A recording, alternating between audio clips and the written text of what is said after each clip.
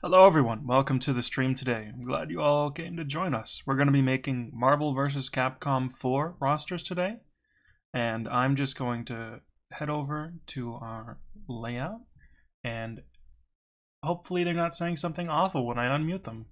Hello? Hello? Hello. Hello. Hello everybody, my name is Markiplier today. Everybody movement. So true. I will have you know that the moment that you said that, Creeks, the message from Secret Sauce 42 saying, I hope Markiplier is back on the stream, popped up. Yeah, I was gonna do the Markiplier quote I do when I join calls. It's just I figured I'd get yelled at for doing it. Yeah, Okay. buddy? Yeah, you know the one. Wait, did anybody send out a thread? I didn't send out a thread. Threads. Hold on, pack it up. We'll do the stream tomorrow and send out a thread. Okay. Wait, I haven't Sky? updated my 6 Twitter clones.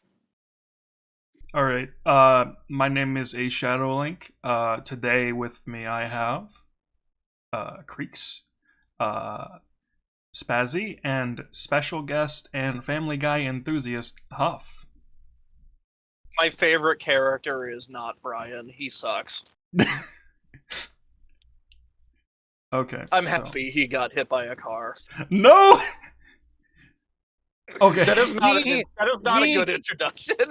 We here at Source Gaming do not condone vehicular violence against pets.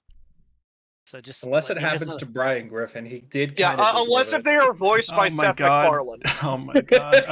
Okay. I'm gonna start some music. Chat, let me know about the volume. Homer or Bart Simpson? We should do a Disney fighter one day.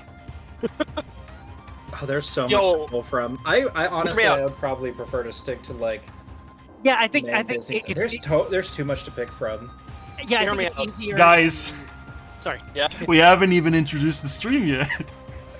Hi, we're making Marvel vs. Capcom 4 rosters today, and we're going to be going in a specific order that we decided by spinning everyone's names on a wheel. And the order will be Creeks, Spazzy, and then we're going to show Nantanjax's roster because he wanted to make one and he wanted me to show it on stream. Because he's the boss and we can't say no to him. Yeah, we can't say no. Yeah. Well, you can. You'll just be fired.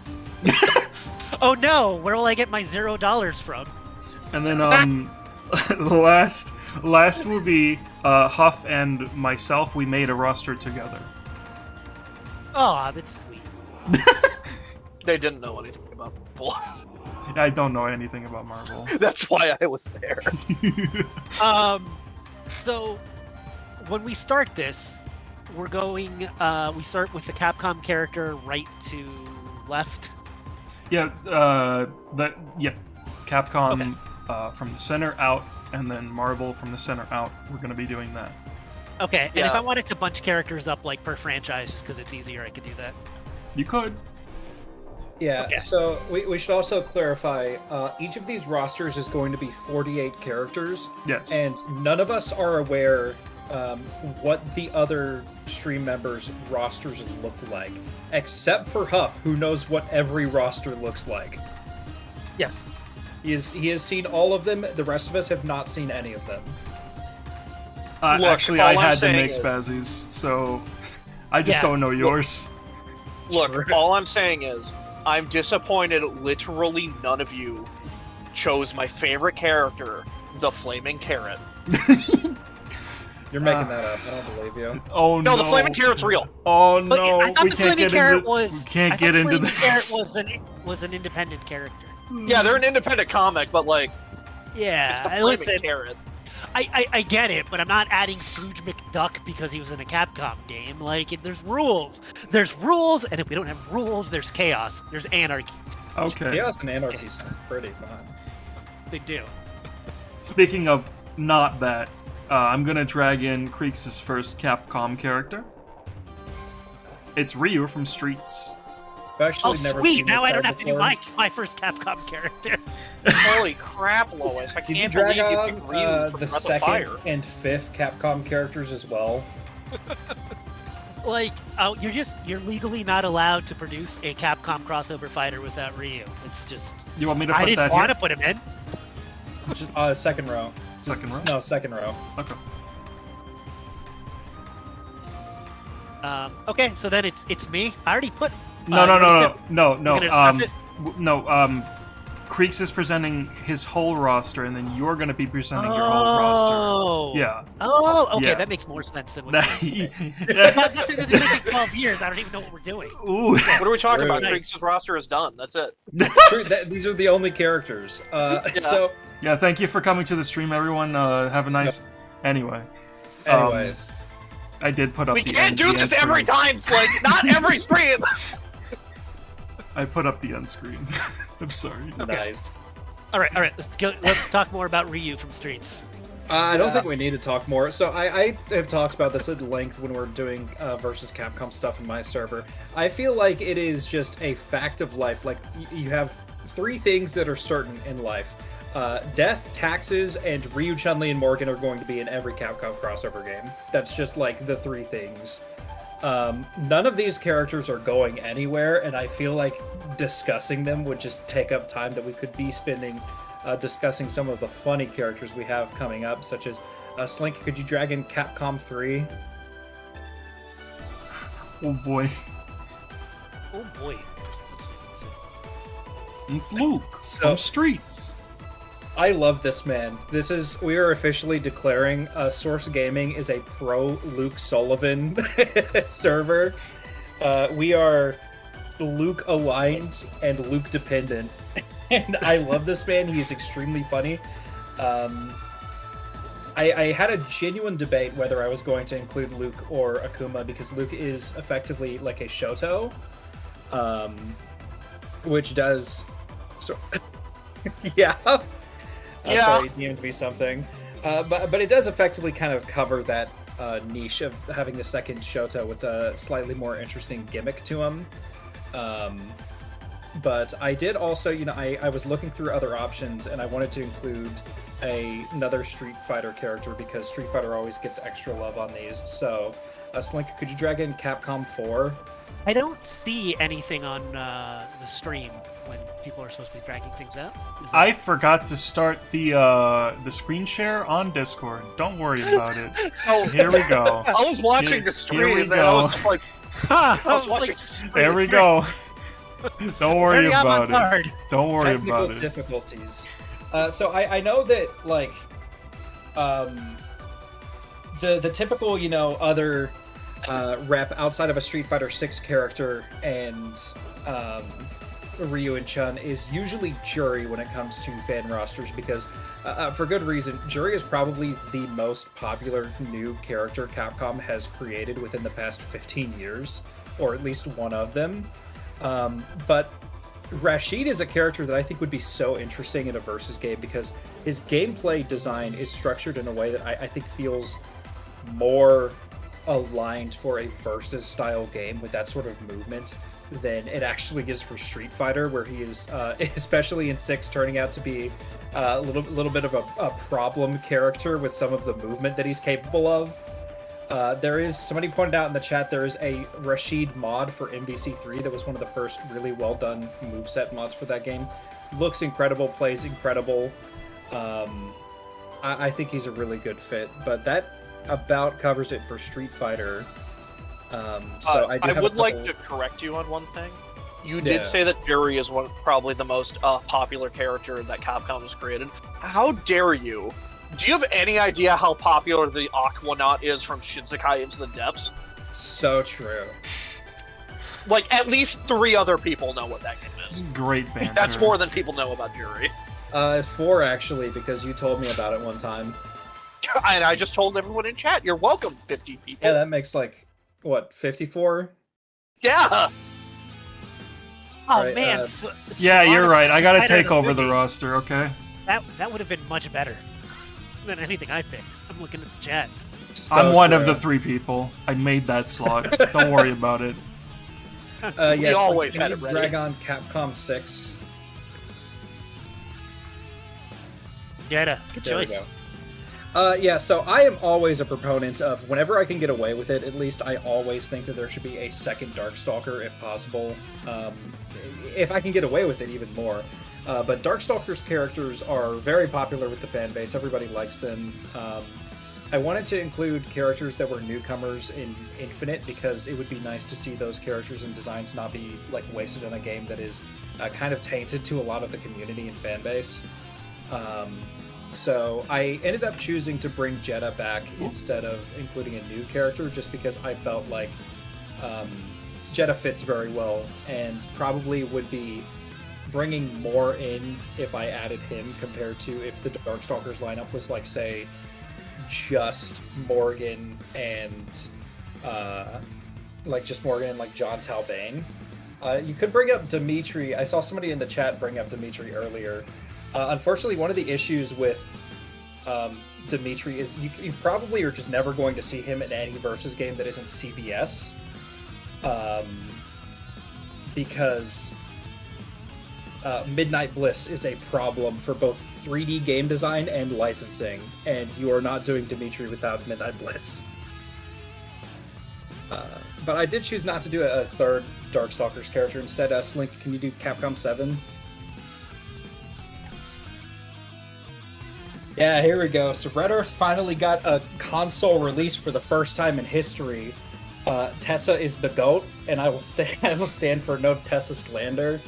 I think that Tessa would have a really fun dynamic with some of the magic users on the Marvel side. I think that it would really add something to have like this like pretty popular sorcerer character that it has kind of been a staple like B-lister for Capcom crossover stuff. She was in SVC, she was in Pocket Fighter over the years, and I think it's kind of weird that she hasn't ever been to that effect in something like Project Crossover or the Marvel games. So that being said, do we want to include some of the like Marvel characters now? Because sure, we just want to stick with Capcom. Yes. Let's bring in some Marvel. Okay. Well, let's start with Slick. Actually, can you start with Marvel 2? Booter, man. There we go. So, I feel like at this point, Miles has solidified himself as one of like the most popular characters that Marvel has under their belt, especially for like new characters, for like bringing in like a modern audience of people that got into superheroes through the last like 10 years, the MCU, into the Spider-Verse and all that stuff, like the games. And I think he would be really interesting because there's a lot. I don't know if you guys are familiar with some of the stuff they've been doing with him in the Venom Strike powers in the comics. He has like electric constructs now. He could just make lightning swords on top of already having the Venom Strike, the invisibility. But don't worry, we do still have Slink. Can you drag in Marvel 1? I went to go drag in Marvel 1 first, and I saw the name. Yeah. Oh, okay. Hold on, I'm gonna get the clip. Oh, is it what I think it is? It is what it is exactly what you think it is.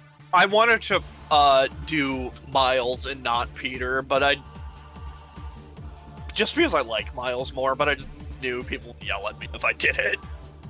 I'm not going to show this on stream because I don't know if it'll get us copyright claimed, but it is the clip from the Tobey Maguire movies where he says, "I am the bomb squad." He does it. It is specifically the Spider-Man 3 video game. There is a line where he says, "I am the bomb squad." Oh, it's video games? Okay, I've never seen the movies. Yeah, I mean, to be fair, I mean, Peter is probably the most recognizable Marvel character. I'd say that sure. Miles is really cementing himself as not only his own Spider-Man, but maybe as the Spider-Man for younger comic readers, younger moviegoers, things like that. But I think you need him, and I think if you have Miles, you can do things to kind of separate the two of them. There are things that Peter has and can do that you don't see as much in, he has a pretty standard moveset, but he has a lot of technology-based stuff he can do. He has different types of webbing. He has impact webbing and, taser webbing, and not just from like the freaking PS4 game, but like actually in the comics. He does a lot more of that than Miles does, which I think you could kind of try to incorporate too. Yeah. Oh no, I'm not saying that they both can't coexist. They definitely no. can. Yeah, I know what you're saying. You're saying that there's a limited roster. I would I just rather do Miles. I just like Miles. I get it. I know, but I'm saying that like I feel like Peter definitely, that's you'll see on my roster. I feel like Peter needs to kind of be there. But yeah, Miles is awesome. Yeah, it's specifically, if for anybody wondering, I chose to go with the Bomb Squad inside joke because when we were making the roster, Huff was making like a big point about how he was like looking for alternate names for one of them because like he didn't want to have two characters right next to each other on the roster called Spider-Man for like both slots. And we don't have enough space to do like Spider-Man parentheses Peter and Spider-Man parentheses Miles without it like being too narrow. So spoilers, I have both of them on my roster too, and I wrote them out. Yeah. When I wrote them as the Amazing Spider-Man and Ultimate Spider-Man. That has to be so stretched. He's now just called the Bomb Squad. You're welcome. Slink, how about Marvel 3? There we go. I am not at liberty to have to defend this. I am Venom's #1 fan, and I will take no slander. Marvel Say the 4, line, please. Bart. Say the line, Bart. True, I am Venom's strongest soldier. I'm never living down that juiced Belmont thing. I put this down. I made this roster really quick today, and the Oxen said somebody, and I'm like, oh man, I can't believe I didn't put that particular character in. I was not thinking, but we'll get to that. Like, ooh. Now, why do you need to defend Venom? He's Venom. We are Venom. They are Venom. It's they. Not because they're, non-binary, but because they're literally two people. Slink is typing in the chat. Hold on. Don't read it out loud. Don't read it out loud. Yeah, I was just saying, like, because I said earlier, could you bring out Marvel 4? I don't think you heard me. Oh, sorry, I didn't hear that. Yeah, and then we have Norman. So Norman is I always want to pick a character that I think is like functionally unique. So Gabi's obviously, one of Spider-Man's biggest foes. He's been a popular request for these games for a long time. It's like possible that he was intended to be in like Infinite at some point based on Spider-Man's lines in his level 3 and some of the what little we know about what the DLC for that game was going to look like. But I think the idea of having a character that is always on the glider, sort of like how MODOK functions in 3, would be a lot of fun. Great personality, really interesting design and possible movement with like a fly-unfly character and the shenanigans you could get into. Yeah. The next row is going to be pretty standard, so you could probably just knock them out all in a row. Marvel 5 through 8.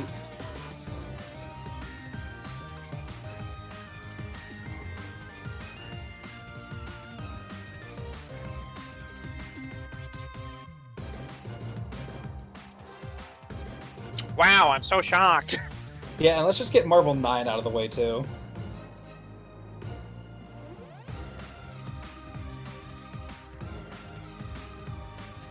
There we go. And then... You're Thor. I can barely piss. It's a line from the Sandman. Anyways.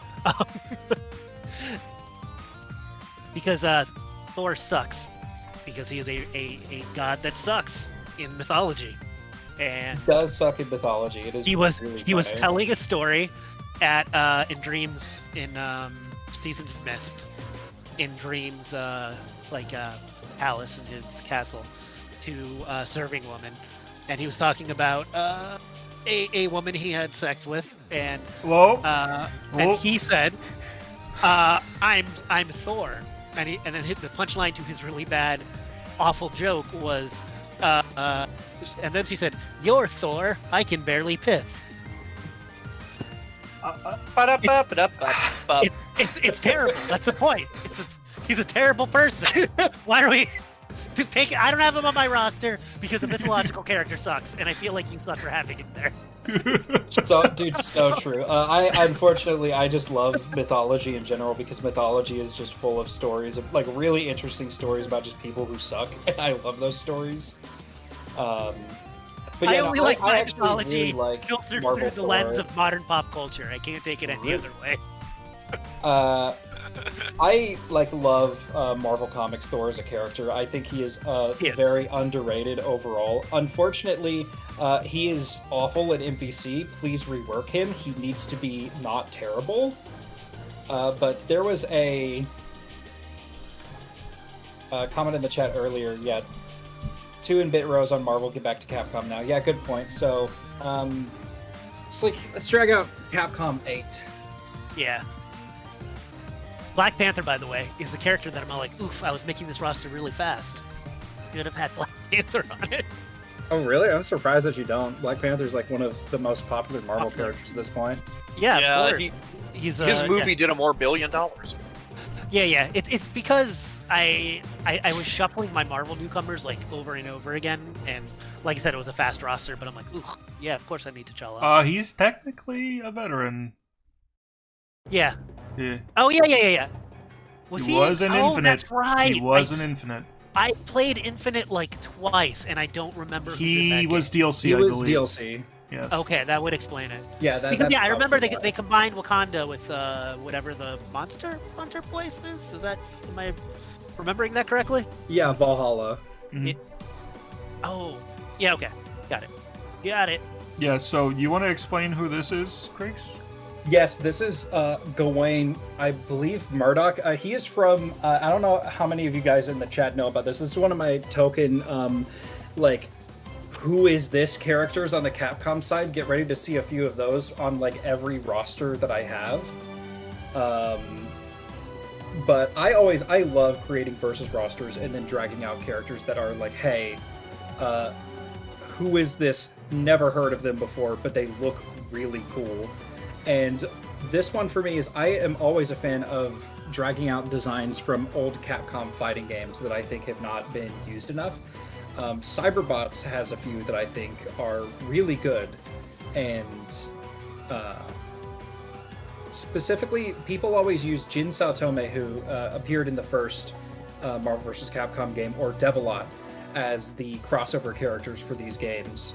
I always try to kind of steer away from doing what other people always do on their rosters. So it came down between Santana Lawrence and Gawain, and anybody that's in the server knows that I made a Shonen Jump versus Capcom roster about last week.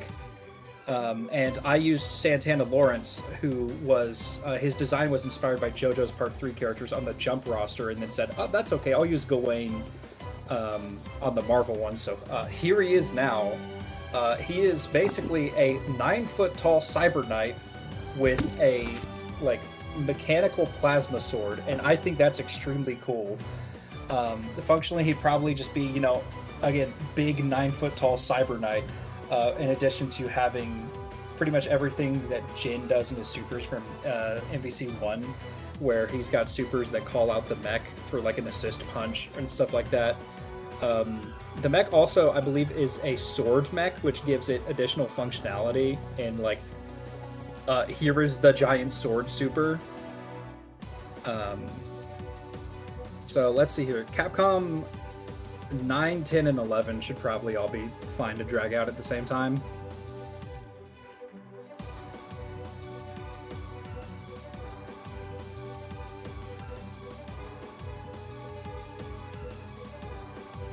Yeah, one of these, two of these are very good choices that have been consistently been in the series, or have been in the series prior, and one of them I think is one of the most overdue characters in general. Yeah, put Virgil in the base roster unsubbed. Bold of you to assume This I'm isn't- looking at this roster as if it's... Yeah, no, like, this is base. end of life. We proposed this just to give us some more leeway and wiggle room with characters, we chose to say that this is the end of life version. So post DLC or expanded versions, like an ultimate version. So the 48 characters represent the overall final product at the end of the game. Yeah. Dante and Virgil speak for themselves, extremely popular characters, both like in the Versus series and otherwise. Nero has like risen to almost being on their level at this point, and to be honest, I think Nero not being in any of these to this point, especially after like DMC5 has jettisoned him into the upper echelon of popularity for new Capcom characters. Whenever I make a Versus roster, typically Nero is one of the first newcomers that I add. It is not a matter of if regarding the like next Versus game, if Nero is going to be there. It's a matter of when are they revealing him. So I'm going to clear out this row and then maybe do the rest of that next row for Marvel. Slink, can you drag out Capcom 12? Where the hell did you get this image from? Oh, Huff made this for me. I don't know where Huff got it. It's an image from the game. It's straight up from the game. It's from the game? Yep, I edited out of the game. It's from Ghost and Goblins Resurrection. Oh. Yeah, so I have been pressured by a third party that Slink and Huff probably know who it is to include a Ghost and Goblins character on the roster under the pretense that Ghost and Goblins is an important Capcom franchise. One problem, I do not like Arthur or Firebrand in these games, but I'll take it a step further. Yeah, I'll take it a step further. I don't like the games. True. Well, they're not. It's just not a very good series. I'm going to be completely honest. It's not. Yeah, Huff brought up the idea of Astaroth, and I thought about it for a second. It's like, oh yeah, like, what if just a huge demon guy with a stomach in his like torso region that could like shoot fireballs and stuff? And I immediately thought, yeah, I don't have a really big guy on my Capcom side. And there's always like we like to go for archetype diversity in terms of movesets and character design. I have Gawain. I have another character that would probably be fairly big-bodied later, but I don't have a character on the Marvel side that would be a counterpart to Hulk in just being a huge guy. And Astaroth worked for that pretty well. I thought it would be kind of interesting to have an antagonist solo rep for a series like that. Yeah, Astaroth also works pretty well because, in comparison to a lot of Marvel series have a lot of just magical and or demonic enemies. Like, so you could argue Astaroth, he parallels well with Thor because he has a lot of villains of the same archetype, or like Doctor Strange. There's so many demons in the Marvel universe that he actually works pretty well as a rival for some. Okay, Sling, it should be Marvel 10, should be the next one. You could probably just drag out 11 too, because I don't think we're going to need to talk about 11. Yeah, Carol is like contractual obligation. You have to have Carol. As for Loki, I think I kind of went back and forth between Loki, and at some point I was considering doing Loki. I was considering several other characters that could be considered illusion masters. I know at some point I was talking to Aiden, I think before we were really starting out with this, but we were talking with MVC about him. And like, he was talking about how cool it would be to have Mysterio in a game like this. Just because you could get so creative with the functions of that. Man, you would be so Spider-Man heavy then, because you'd have Spider-Man, exactly. Loki is so popular these days. In a world post Avengers 2012, with he's got his own TV show. They brought him back from the dead multiple times just to justify continuing to use him in the MCU because he's so popular. It's a staff fighter, it's a mage, it's a trickster illusion character, which could lead to a lot of stage control, a lot of really fun stuff. So. And then, of course, I think it's 12 next for Marvel. Yeah, I think. Yeah, there is not a universe where Kamala does not make Yeah. it into the next Marvel game if Yeah. one happens. I saw people talking in the chat earlier whether Kamala would be like the hard light or the polymorphism. I would just go with polymorphism, which is why, spoilers, we were talking about archetype diversity earlier. Reed unfortunately did not make the roster, even though I was pressured to include Reed by somebody. I'm gonna say this: Miss Marvel's coming back as a mutant, but she's still gonna retain her inhuman powers as well. So I have a feeling the comic version, especially looking at the new cover, is going to have both sets of powers. Oh yeah, like that wouldn't that would shock make me. sense. And if they wanted to like push for the direction of like her having the embiggen powers and also whatever the mutant abilities look like, which I assume is just going to be the hard lights. That would be a cool dichotomy to have as well. Yeah, I think it'd be interesting. Let's see here. Creeks knows this. I'm very happy that most of us are probably going to have Miss Marvel here because Kamala is my favorite comic book character. I just really like her. She's fun. Yes. Why did you say most? Is there somebody that I'm not thinking about? What? Who? It's called illusion. Ooh. Mystery. Ooh. It's called not committing fully because I don't remember. Oh. Yeah, I don't exactly remember Nanten's roster, so I don't know if he did. I'm just gonna anyway, double continuing check. on. Yeah, okay, all of us do. I just wanted to make sure. The universal Kamala. Let's see here. Yeah. We should 13 next. Next. For Capcom. Sorry. Okay. Holy, I can't believe it. Anyone who knows me knows that like this was coming from the beginning of this roster.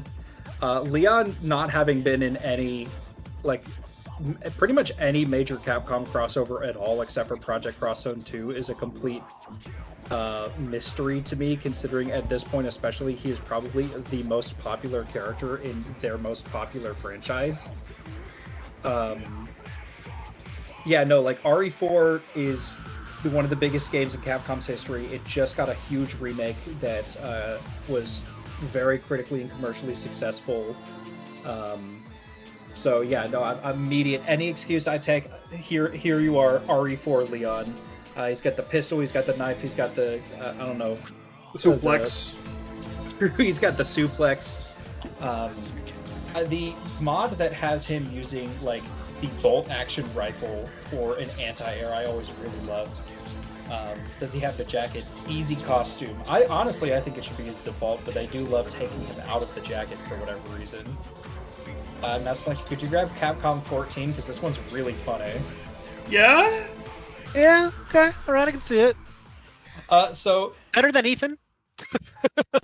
True. Well, Ethan's already, he's working double time being my icon, so... No, what are you talking about? He's here. You just don't see him. So He doesn't true. have a face. So, Slink, I want you to know, I originally was not going to do Heisenberg for Resident Evil until I was talking to Huff, and Huff said, Slink assumed that you were going to do Leon and Heisenberg, and I realized, I can do Heisenberg? Like, it hadn't even occurred to me. It was not even a thought in my mind that I was allowed to do Heisenberg. So here he is. So Magneto is a consistent character in NPC, but he actually doesn't use magnetism that much to control metal and fling metal around the environment, which is kind of unfortunate. He mostly uses it in the series for gravimetric pulses and basically just using gravity magic like some kind of crazy wizard man, which is really fun, and I love the rushdown crazy approach that they have with Magneto where he's shooting lasers and all that stuff. But I did think that actually having a character to control metal would be really fun. Heisenberg was probably my favorite of the four new bosses in Resident Evil 8, which is my favorite Resident Evil game next to now the RE4 remake. Dimitrescu is an obvious character to include, is a really popular choice for this sorts of things, but Personally, again, I talked about it earlier with Gawain. A lot of people do Jin, a lot of people do Devilot for Cyberbots. I just want to be different because, I'm a hipster, I guess, and I'm just like that. And I also just think having a character that uses a big sledgehammer made out of a car engine would be really cool. And of course, then there is one more Resident Evil character. Slink, could you bring out Capcom 15? Oh boy. Yeah. I think Wesker was the last character I added. There was a couple like Capcom characters I was considering. Most of them were more, who is this type picks. But it came down without Chris feels weird to me. I'm just gonna say that. It does feel weird, but it's not needed. I know. I'm just saying personally, to me, it feels a little weird. Yeah. I don't really have, a rebuttal to that. It does feel weird. I just kind of don't care. Yeah. So Wesker's just cool. So true. Yeah, especially now that he has been recast. But yeah, no, Wesker, fan favorite character. One of the big highlights for Wesker was you're bringing back a character that was one of the most popular introductions to 3. Missed the boat with Infinite, so he's an easy. Just like the likes of Deadpool. That Lance Reddick played Wesker in that terrible show. He was actually one of the better parts of that show, but I completely. He was the best part of that show. Yeah. Even one of he was just a part. Yeah, well, he was. Forgot there was a show. Yeah, no, but it just came back to me because I was thinking about Wesker, and I'm like, oh man, he was in that terrible show. God, I miss Lance Reddick. Yeah, me too, man. At least he was in the new Invincible special, so you got to hear his voice. True. And then we'll knock this out for, speaking of popular fan favorite character requests from, previous Versus titles, let's bring in Capcom 16. Capcom 16, do it. This has been requested for I don't know how long. People really want Asura, and after I finally went through and watched a lot of Asura's Wrath content. I am going to get around to the game at some point, but unfortunately, it's one of those games that is difficult to play these days.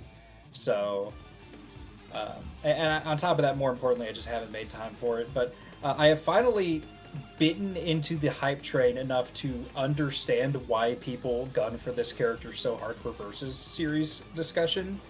He's kind of insane. Yeah, Asura is cracked on the sticks, man. Yeah. He's just really cool. It's super over the top in a great way. No, absolutely. There is an energy that Asura brings to the roster that I think is unmatched. It was a difficult decision. I think this was another one where I was having to choose between some characters at the end of trying to crunch this roster down. It was like Asura versus Jean. Both of them having a lot of long-standing developer requests, history, and a little bit of mechanical overlap, with Asura's Wrath being created as sort of a spiritual successor to God Hand in several ways. But I love Jean, but I just did him on a roster recently with the Jump versus Capcom one that I did in SG Fighting Games chat. And Asura, I just feel like with the arms, all of the crazy abilities that he has, probably brings more to the table. So that's what I ended up going with. Okay, let's see here. Switch back to Marvel. Let's get Marvel 13 and 14 out of the way. Oh, Wolverine. Unexpected. I'm shocked. Shocked, I say. Well, not that shocked. I feel like I probably have more X-Men than a lot of you. Yeah. I have 2 rows of X-Men. All right, so I need to talk about this one for a moment. Huff tried to convince both of us not to include Magneto. When we were making our joint roster, I had to yell over and over to get Magneto in. and I had to remind him that this thing is the reason why a lot of people just fell off Infinite and didn't get it. Saying Magneto was just a function is literally one of the biggest controversies about Marvel vs. Capcom Infinite.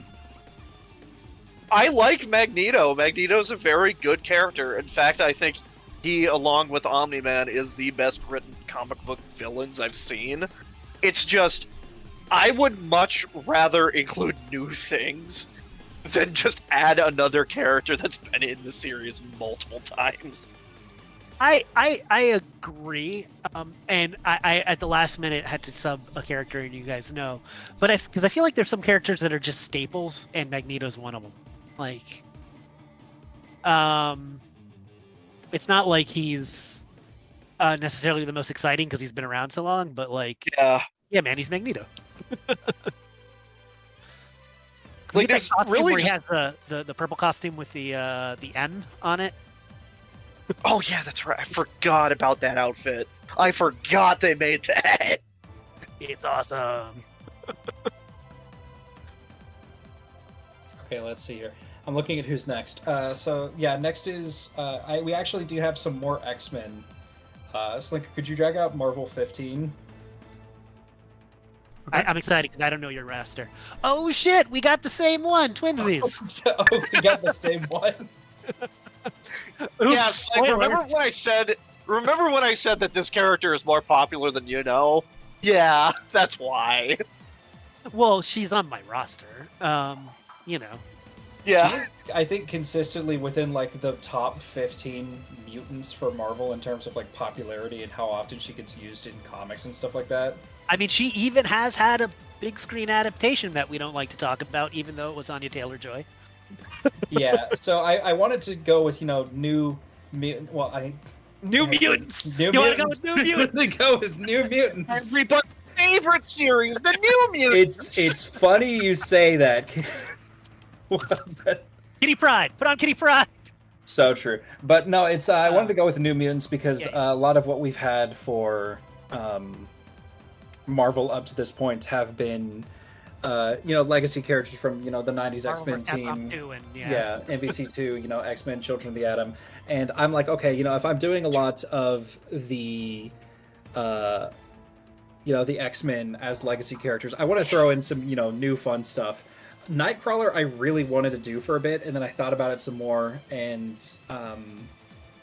I still would like to have Nightcrawler if I had just, more space on the roster, but I ended up going with a couple of weirdo choices instead, with Magic probably being the more sensible option of those.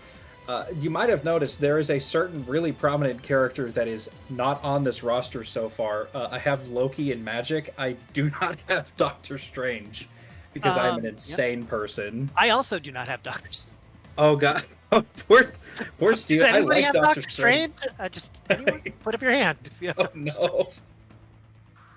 One of us will have Doctor Strange. Let me check real quick. We don't. It's like we don't. Okay, somebody does. Okay. Yeah, I knew that somebody did. I checked. Thanks, Nanten. Thanks, Nanten. We need somebody. I knew Nanten had it. I just didn't want to say who. Listen, the only reason I felt confident in not having Doctor Strange, I'm like, oh, it's Doctor Strange. Somebody will have Doctor Strange. I guess not. I just wanted to pick a different Magic user because I like the other one more. Yeah, and this is also, I was thinking of including a couple of different, I was like, oh, hey, it would be fun to do, like, the Swordsman or whatever, and, it'd be fun to do Black Knight, and I thought about it some more. I was like, no, I kind of already have a Swordsman on the, Magic, on the Marvel side, so... Told you people cared about the Black Knight. I told you. Like... Speaking of, I'm gonna say this. Me.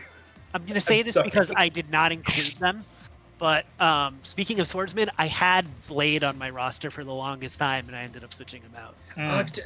Dude, I wanted to add Blade so much, but it came down to space. Yeah. Hey, fun fact. Just so you know, nobody did Blade.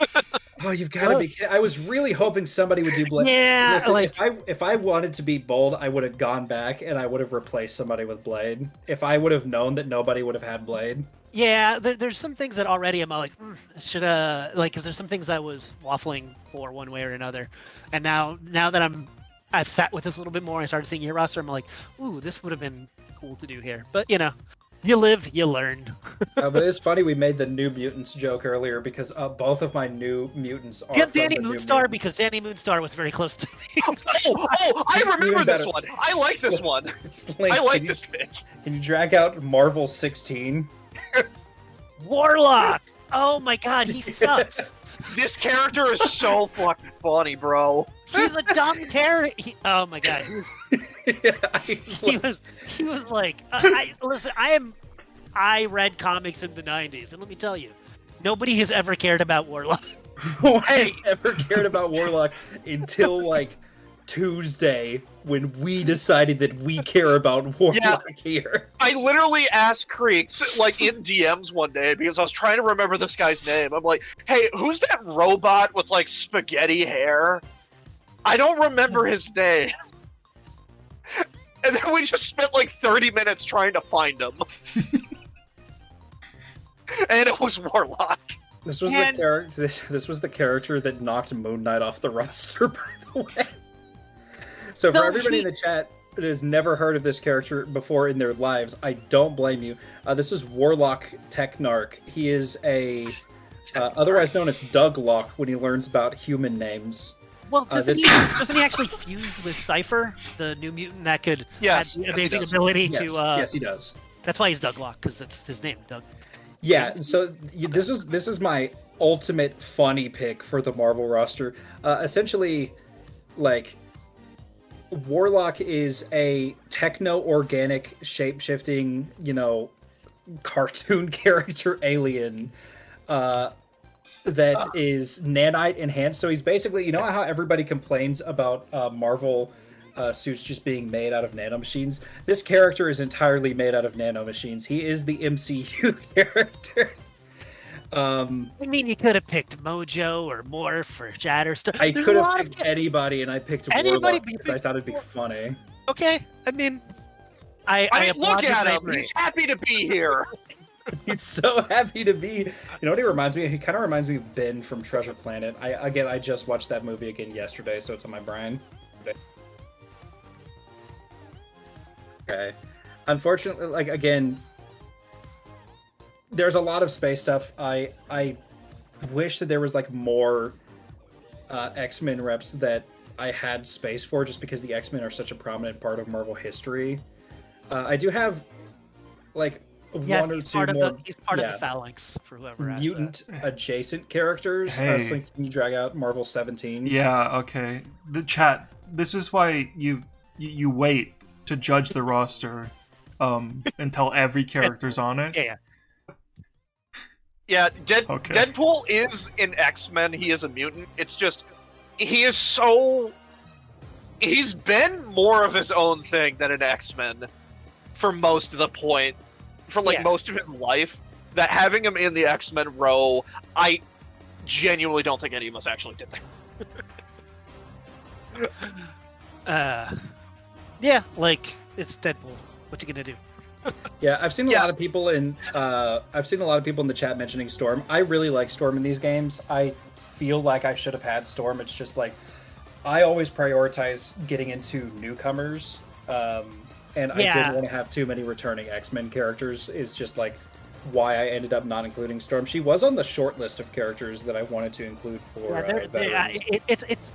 It's hard, man, because like, I think most of us have like probably 10 to 15 characters on each side that we really wanted to put on, but it is not Adam Warlock, whoever asked that. Oh, it's because I have a short list of at least like 70 characters that I considered that I just couldn't do. Yeah. Because keep in mind, because Infinite went over so poorly, when we get to our roster, I decided like, hey, we should grab characters from like throughout the history of the series. Heard of a character and you still don't care. I'm with you, man. Like, there are so many characters that you like look at and have to be like, man, I probably could pick that. I should pick that. that somebody has to be on the cutting room floor to actually cut somebody. Because if you notice right here, we have five X-Men characters. We have 5 mutants. Yeah. Only 2 of them are new. Mutants? They are the new mutants, exactly. Yeah, they are the new You mutants. see the vision. You see the vision, and you're with do. it. Yeah, Not because not a single member roster of size- Generation X. I see how it is. Yeah. Because the roster size is constrained, that means that we have to make tough choices on who actually gets to come back and who doesn't. And if you want to include some new characters, you got to get rid of some ones that you want. Hence, none of us choosing Doctor Strange. Yeah, It's he's somehow- unfortunate. I am seeing some people like question the motivation behind. So not just because we thought it was funny, it's a gag character. Also, it's just like whenever I decide sometimes on an obscure character that I want to pick for an obscure pick, I always gravitate to whatever seems like fun or interesting, or especially what seems like you could really easily get creative with the animations, because usually those are the characters that are the most fun for the developers to work on for a fighting game. I just feel like Warlock being a techno-organic alien that can shapeshift into things with nanobots would be. I mean, this is a series that had Shumagorath. You don't Yeah, really exactly. need to It would be a lot of fun defend because you can your- basically just do whatever you want with a character Yeah. like that from an animation perspective. Yeah. Like I'm being a little, I guess, facetious. It's not a character I would pick, but I mean, it's a character with a lot of potential, especially moveset-wise. So. No, absolutely. I'm going to try to speed it up just a little bit so we can get to the other rosters. Let's get Capcom 17 and 18 out of the way. Out of the way. X. X is my boy. He gonna give it to you.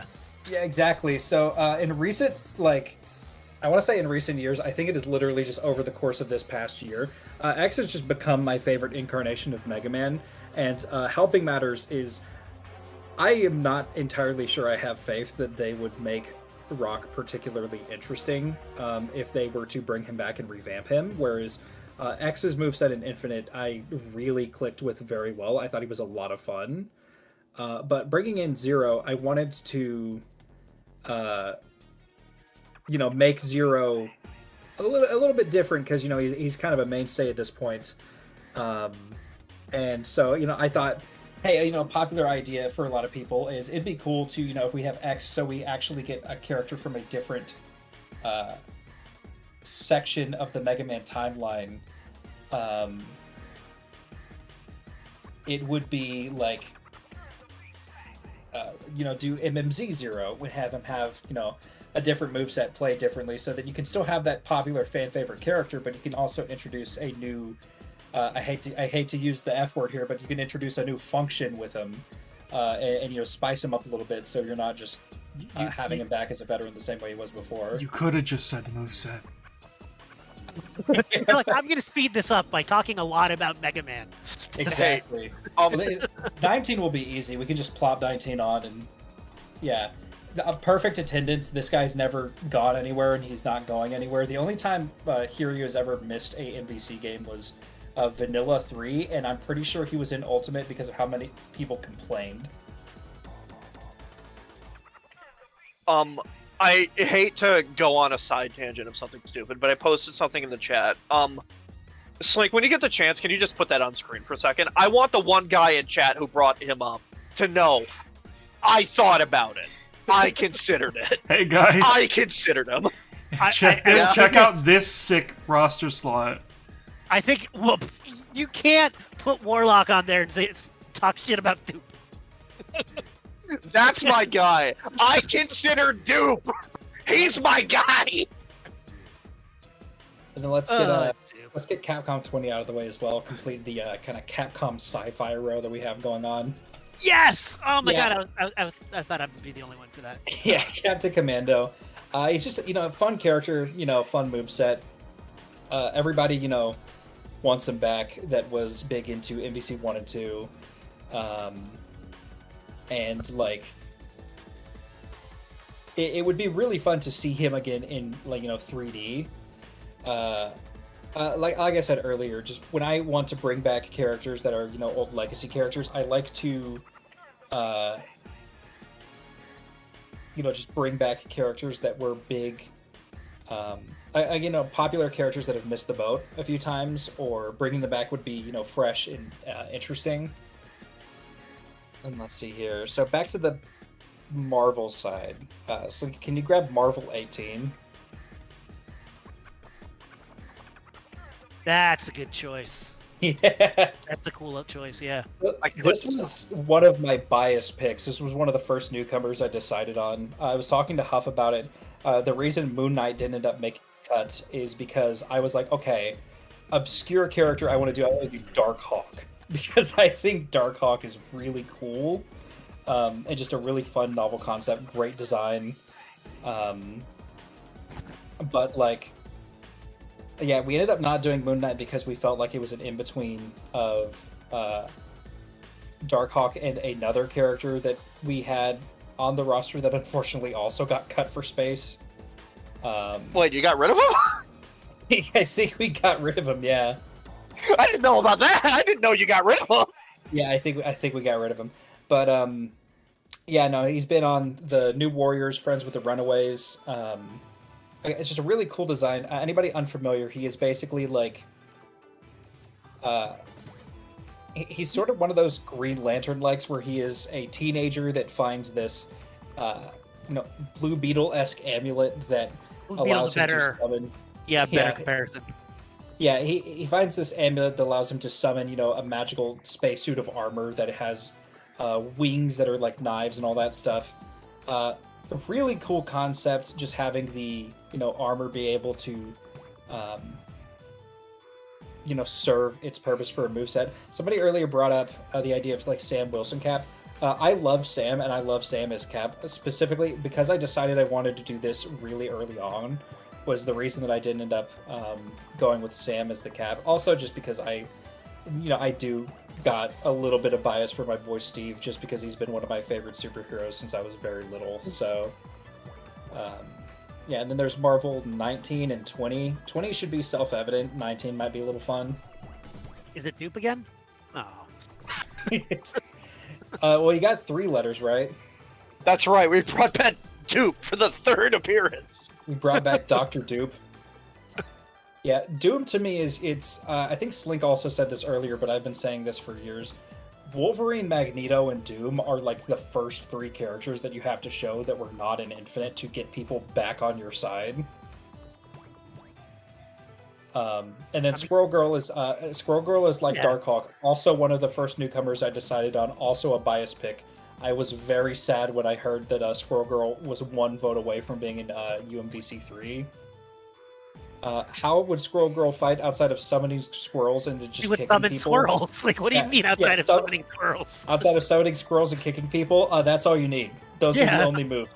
You're good. You're done. Ship it. Like, we didn't have a game where everything was just serve bots. Come on. True. Okay, let's go with Marvel for the beginning of the last row. Let's drag in 21. Star-Lord. Yeah, that's my boy. He will return in this roster. He will return in this roster. I'm so shocked. I was actually kind of floored when I got to the end of Guardians 3 and saw that Star-Lord was coming back, because I was like, oh, I thought this character's journey was done. But yeah, here's Chris Pratt from Guardians of the Galaxy. I love this character. I think it would be really fun to lean into the idea of the element guns. Mental guns, yes. Yeah, the element guns from the comics. I love the way that they were implemented in the Square Enix Avengers game. Being able to have the guns act on their own, but also being able to charge up the elemental shots with the the lightning version for a stun. You have the ice version. But yeah, barely. I think probably one of the more basic newcomer choices that I have. But I just love this character, and I think it's kind of weird that he didn't, unfortunately, end up making the cut in Infinite, considering the slant that game's roster had. I know it was intended to be DLC, but yeah. And speaking of the Guardians of the Galaxy, let's go ahead and just drop in Marvel 22. Somebody just mentioned them in the chat. Yeah. Yeah, I was funny little guy considering making it Rocket and Groot, but we talked about it earlier. Rocket just being on his own and summoning Groot for a super or two just kind of works better. And additionally, it gives me, something that we didn't have on the Marvel side before this, which is a small character, which is annoying to fight as he was in MVC3 and MVCI, but having a lot of characters that are very different shapes and sizes in a crossover fighter is a lot of fun. Adding another zoner is good in a roster that is so full of like rushdown characters and big heavy slam attacks and constant pressure as it is. So All right. we have one really funny one left for Marvel. Cosmic Ghost Rider. I mean, yeah, why not? He's Punisher. Why? He's Punisher. He's Ghost Rider. He's the Silver Surfer. He's like all of them, man. Yeah, exactly. So literally, I was thinking about. So for anybody that doesn't know, Cosmic Ghost Rider is an alternate universe version of Frank Castle, the Punisher, that got turned into the Ghost Rider by being given the Spirit of Vengeance, and then he gained the power Cosmic, which made him the Silver Surfer, and then he raises Thanos to become the new Punisher. Yeah. Thanos gets turned into a baby, and then it's like he raises him. It's a lot of stuff, man. There's a lot going on. What the fuck did you just say? Yeah, I'm no, not all of that is repeating it. true. You can watch the VOD if you want the explanation. Yeah, no, all of that stuff is true. That's why I was trying to sell Cosmic Ghost Rider to you. Cosmic Ghost Rider is really funny. So I thought about this, and I was like, okay, this is really funny. It represents the concept of the multiverse, which Marvel's been going all in on. It gives us the Punisher, Ghost Rider, and Silver Surfer, who are all like three big Marvel characters all in one go. It's perfect. Ship it. Now, I had an issue but with... I feel like his power synergy is weird. Yeah. You can kind of do whatever you want with him. Yeah, But you it's still can. weird. So one potential sticking point that I brought up when I was talking about doing this character was one of the main things that he's shown with are plasma guns that are somewhat similar to Star-Lord's element guns, but I do feel like just the fact that he is Ghost Rider with the power Cosmic, there is a lot that you could inherently do with just the bike, the chains, anything Cosmic, all that stuff that would allow him to stand out from Star-Lord while also just... Yeah. I'm sorry, he's really funny. With Star-Lord, I think you lean into the elements and you lean into the rocket boots. And there Oh, you go. absolutely, the rocket boot. Give him fly, Yeah. unfly, like Yeah. command flight. And then we did Marvel first, but just because last character on the Marvel row is going to be very obvious.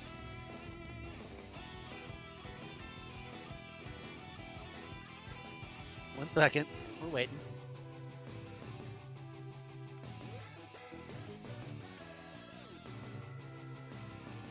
This is very riveting stuff, guys. Thank you, Wario the Legend in chat for pointing out that I forgot to put the label at the bottom.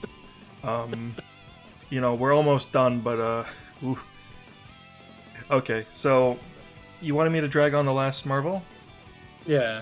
The last boy. one is whoever your favorite Marvel character is, but then it just turns into a scroll when it starts. True. Hey, here's Thanos from Fortnite. I'm not really feeling obligated to talk more about him. It's Thanos. Yeah. Grandparents know who he is now. I don't think he's going anywhere, especially after he just got a moveset revamp in Infinite like last time. Okay, so let's move on to Capcom. I'm excited. All right, let's get Capcom out of the way. Let's get 21 out of the way. That should be a fairly standard one. Not a lot to talk about here. Yep. Yeah, Monster Hunter updated the look of the Monster Hunter to match Monster Hunter Rise, currently being the new one. I think if you wanted to update the moveset, that could be really fun. Having the new grappling hook bug as a part of the moveset. Slink, do you know what it's called? I know you've played Rise. I have not. I have played 60 hours of Monster Hunter Rise. I forgot. That's okay. I thought don't it think was- really matters. Wire bug. I played it. That's I thought it was Thank just you. a grapple bug. No, it's wire bug. Thank you. Thank you very Wire much. Fire bug. We are uncultured. True. And then let's get Capcom 22.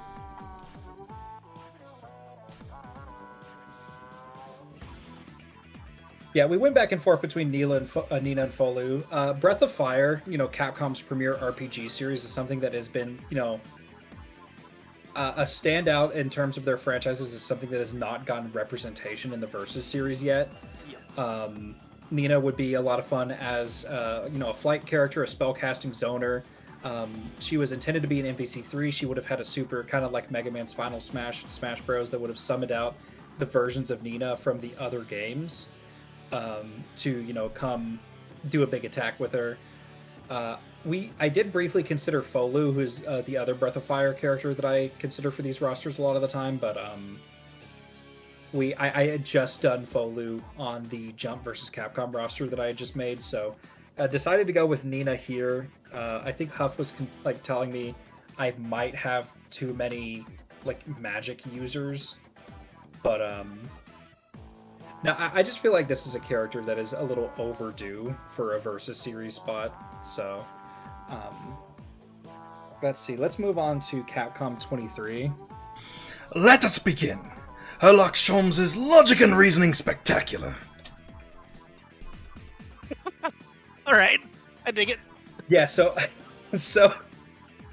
I know that having the Ace Attorney rep not be Phoenix Wright is controversial, but if anyone has a problem with this inclusion, I would like you to play The Great Ace Attorney Chronicles, available now on Nintendo Switch, PC, and probably other platforms. Herlock Sholmes in the Ace Attorney universe is genuinely one of the best fictional characters ever. One of the greatest fictional characters ever made. He is incredible. Go, if you have a problem with this choice over Phoenix, go purchase The Great Ace Attorney Chronicles. Message me after about 80 hours of playtime about how I was right. This is a bias pick to the purest level because Herlock Sholmes is incredible and he is extremely funny. I also think he also just lends himself a little bit better to a fighting game than Phoenix does, being that as a version of Sherlock Holmes, he does have, a history with boxing. He does, make fisticuff hands at you several times during the games.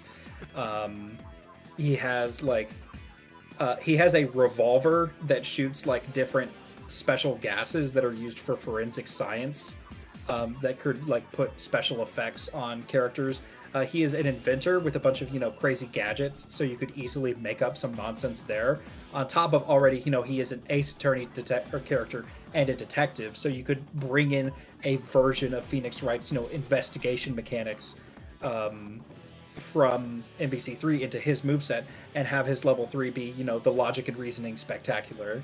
Yeah, I just wanted on record that if I wasn't a coward, I would have also picked Herlock Sholmes over Phoenix Wright, because Phoenix Wright he's a good character, but they did him already. Yeah, there were a lot of times where that that occurred to me, where I'm all like, "Ooh, I could take the main character out and sub them," but I'm a coward. Oh, I often did that when I felt like I could get away with it. Yeah, for our roster, I opted for Phoenix just because Phoenix is one of the most well-known things about MVC3, and he's probably one of the most requested characters that for the Capcom side that wasn't in Infinite. Okay, and then let's get Capcom 24. This should be the last character on the roster.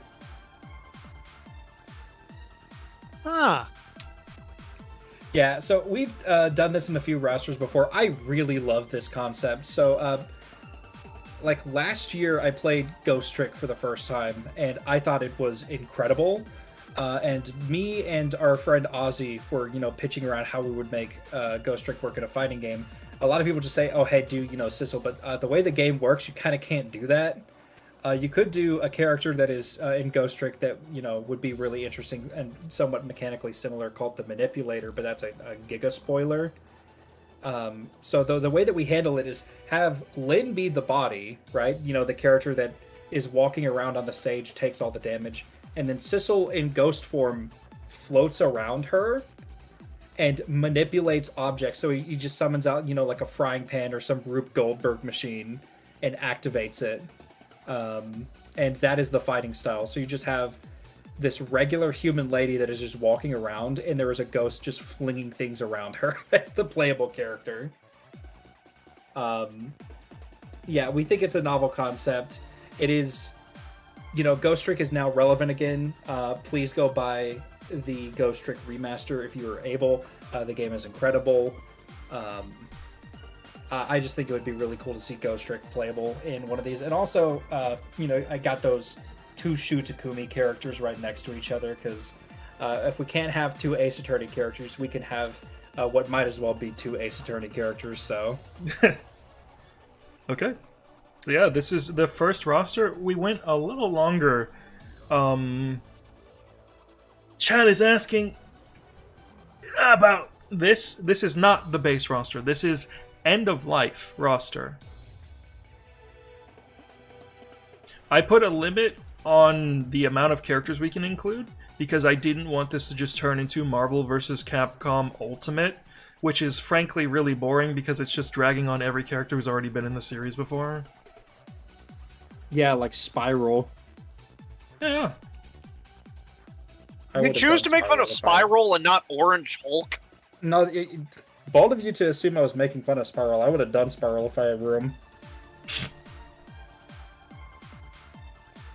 All right. So, Okay. I guess my roster. Yeah, your roster is up now. What's funny is I feel like this is going to go faster with each subsequent person because there's going to be some redundancies. Yeah, we don't need to talk about Cap again. I did it again. I put the wrong orientation. Damn it. Sorry Okay, about that. I'm going to say this. My roster starts on Capcom side with the Street Fighter people. Drop them all and I'll talk about it. Let's get this going. Okay. I should have had a better system for this, but here we go. Ryu from Streets. Inserting yes, now. He's Ryu from Streets. I was legally required to add him. Then there's Chun-Li, also from Streets, and same thing. Now this next pick. This one is very interesting. I think it's a bold choice, and I respect it. So we have Marisa from Street Fighter 6. Yes. Yo, he's based? I just like muscular women, man. What do you want from me? Spazzy, you should have told me you were based. Also, so I needed somebody from Street Fighter 6. Well, I didn't need somebody, but I wanted to include just Ryu and Chun-Li because he needed to, and then one newcomer from 6. And my roster was kind of light on grapplers, and she's cool, so why not?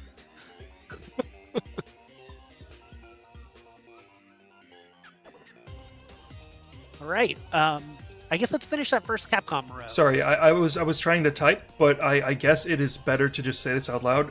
The image that I sent you before, Spazzy, of your completed roster, we're gonna swap the order of some stuff starting on row 3. So when we get there, I will take over. We're taking over. Sure, do it. Okay. So the last What's character on the roster? first row is. Oh my god! I'm so sorry. I'm not on top of everything today. This is entirely my fault, and I apologize. Strider, not because I feel like he has to be in there, but because I like cyber ninjas, man. I've played all of the Strider games. Just big fan, but also yeah, he is a staple. So obviously, I'm gonna do Strider. Okay, so the next character is one of the ones that we said has to be in here. We got Wolverine. Yes. And then following him up is a character that Chat has been asking for in Storm. Like, she's one of the quintessential X-Men. I feel like right after Wolverine, you have to have Storm. I was considering... Because my roster, I did half newcomers, half veterans. I considered for the X-Men spot Jean, I considered Cyclops, but it's got to be Storm, man. Plus, she's an interesting character to play as well. You know, it's not all just about how she is in the comics. So yeah, like I felt like Storm had to be in. Okay. Next up, we got Nightcrawler. Yeah. So I feel like Nightcrawler is the last one of the Claremont era X-Men, like the new X-Men, giant size X-Men characters. That just has never been in one of these games. Like his emission is really weird because he's one of those classic like 80s X-Men characters. On top of that, he's should be a fast character, an agile character. He has a potential to put a lot of pressure on you with teleporting and sword play. So yeah, like Nightcrawler was a no-brainer for me. Okay, last one on the first row is Sentinel. Yes, it's just Sentinel, man. I don't know, he's fun. Sometimes you just need a fan favorite in there, and he's a fan favorite. So Sentinel was one of those characters that I took off my roster several times. I'm gonna say that he was kind of an edge case, but I just included him because I feel like he's Sentinel. Like he's a weird character. He was a weird character choice to start with, but he's kind of like emblematic, iconic. I don't know what the word is, but like he's one of the characters I think of when I think of Marvel vs. Capcom. Spazzy, if you look in the chat, all I'm gonna say is you could have picked him. He's the better Sentinel choice. That is true. So you put Nimrod in there, and the thing is, like I said, I was doing this with newcomers and with veterans. So I couldn't replace him without breaking my rule or removing somebody else from the newcomer spot. Fair enough, but I just need you to be reminded of Nimrod because he is iconic. Dude, Nimrod in the latest X-Men run killed a bunch of X-Men. He's back, baby. Like literally this month. But Okay. yeah, okay. Go ahead. Finish with Sentinel. I mean that's it. Like he has a unique playstyle. He's somebody that people think of with Marvel vs. Capcom, and he's a goddamn giant robot. What else do you want from me? All right. We were talking about fan favorites. Here's another one. A character that people wish wasn't in Marvel vs. Capcom 3. Here's Jill. So, I go ahead and throw all of the Resident Evil characters up there so I can talk about them Sure. as a group because it kind of all goes together in my head. So I knew I wanted to do one newcomer, and that had to be Leon because Leon is such a popular character. There was a remake we recently had a remake of both 2 and 3, so I felt like Jill and Leon fit because of that. I wanted to have, if I was only going to have 2 and I knew I was going to do Leon, I wanted to include somebody from Resident Evil 1, so it was between Jill and Chris. But I felt like since I already have Leon, a little gender diversity never hurts. So I was going to do Jill, and I wanted to bring back in the veteran spot either Wesker or Nemesis, but because I had Jill and not Chris, I went with Nemesis. So that was my thought process with those 3. I love like Jill's classic Marvel vs. Capcom 2, like weird ass playstyle. I feel like she's not as fun later on, but I feel like you could also rework her, you know? Oh, you have to rework her because 3 was based on a version of Jill that nobody really likes. Yeah, exactly. Yeah. So now, Spazzy, I just want you to know, we made an icon for this character a long time ago as a joke. I never thought I'd be using him again. Here we go. The last character on this row is Maximo. So Maximo, from Maximo Goes to Glory, is first of all, Maximo Goes to Glory is a severely underrated game. That is a fun ass PS2 game. Yeah, it's the good one in that series. It is. So I wanted to do somebody from Ghost and Ghouls, Ghost and Goblins, right? So I'm like, Firebrand, Arthur, and I'm like, I don't want to waste a veteran spot on them. And Maximo is from a fun game. He has a cool design, and he has like this shield mechanic in his game where he tosses his shield. He has a lightning shield. He has like different shields that have different powers, which I think lends itself to some like cool moveset possibilities. So hell yeah, Maximo. I want to point out we've had 2 Ghost and Goblin characters in our roster so far, and they're Maximo and Astaroth. We're in the good timeline. Yes. So someone in the chat is asking who Maximo is. Maximo is from the do we want to say reboot? Kind of soft reboot of Ghost and Goblins for the PlayStation 2. Yeah. It's a cool game. He was like Arthur, but instead of a knight, he was, what was he, like a Roman centurion or either Roman or Greek? I'm trying to remember. I think it was Roman because of the armor. I think he was Roman. You know, he's kind of that. He's got that Conan the Barbarian sort of, you know, Yeah. But it's actually, if you want to track it down for PS2 or play it some other way, it's a legit fun game. And yeah, I do like Arthur, but like I thought this was more of a fun pick. So I guess to the come to me, my X-Men. It's not Professor X, but there should be more X-Men on that row. I have never played Maximo. That might have to be a Halloween stream. It would be fun, dude. I would, and I'd backseat on that. I like the game. It has its issues. It shows its age a little, but it's fun. So Emma Frost, talking about X-Men that are kind of overdue, really popular X-Men. Yeah, man, Emma. I don't know exactly how you would do her moveset. She does have her diamond skin. So when she activates that, she can be kind of maybe a little bit of a grappler or a brawler or an in-close fighter.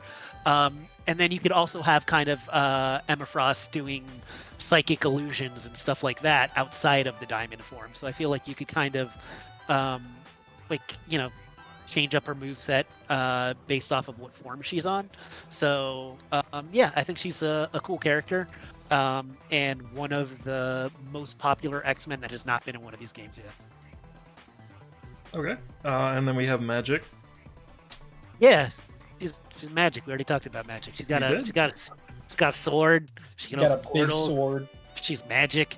Deadpool. We talked about Deadpool. He's Deadpool, man. I don't know. Do I need to say anything else about Deadpool?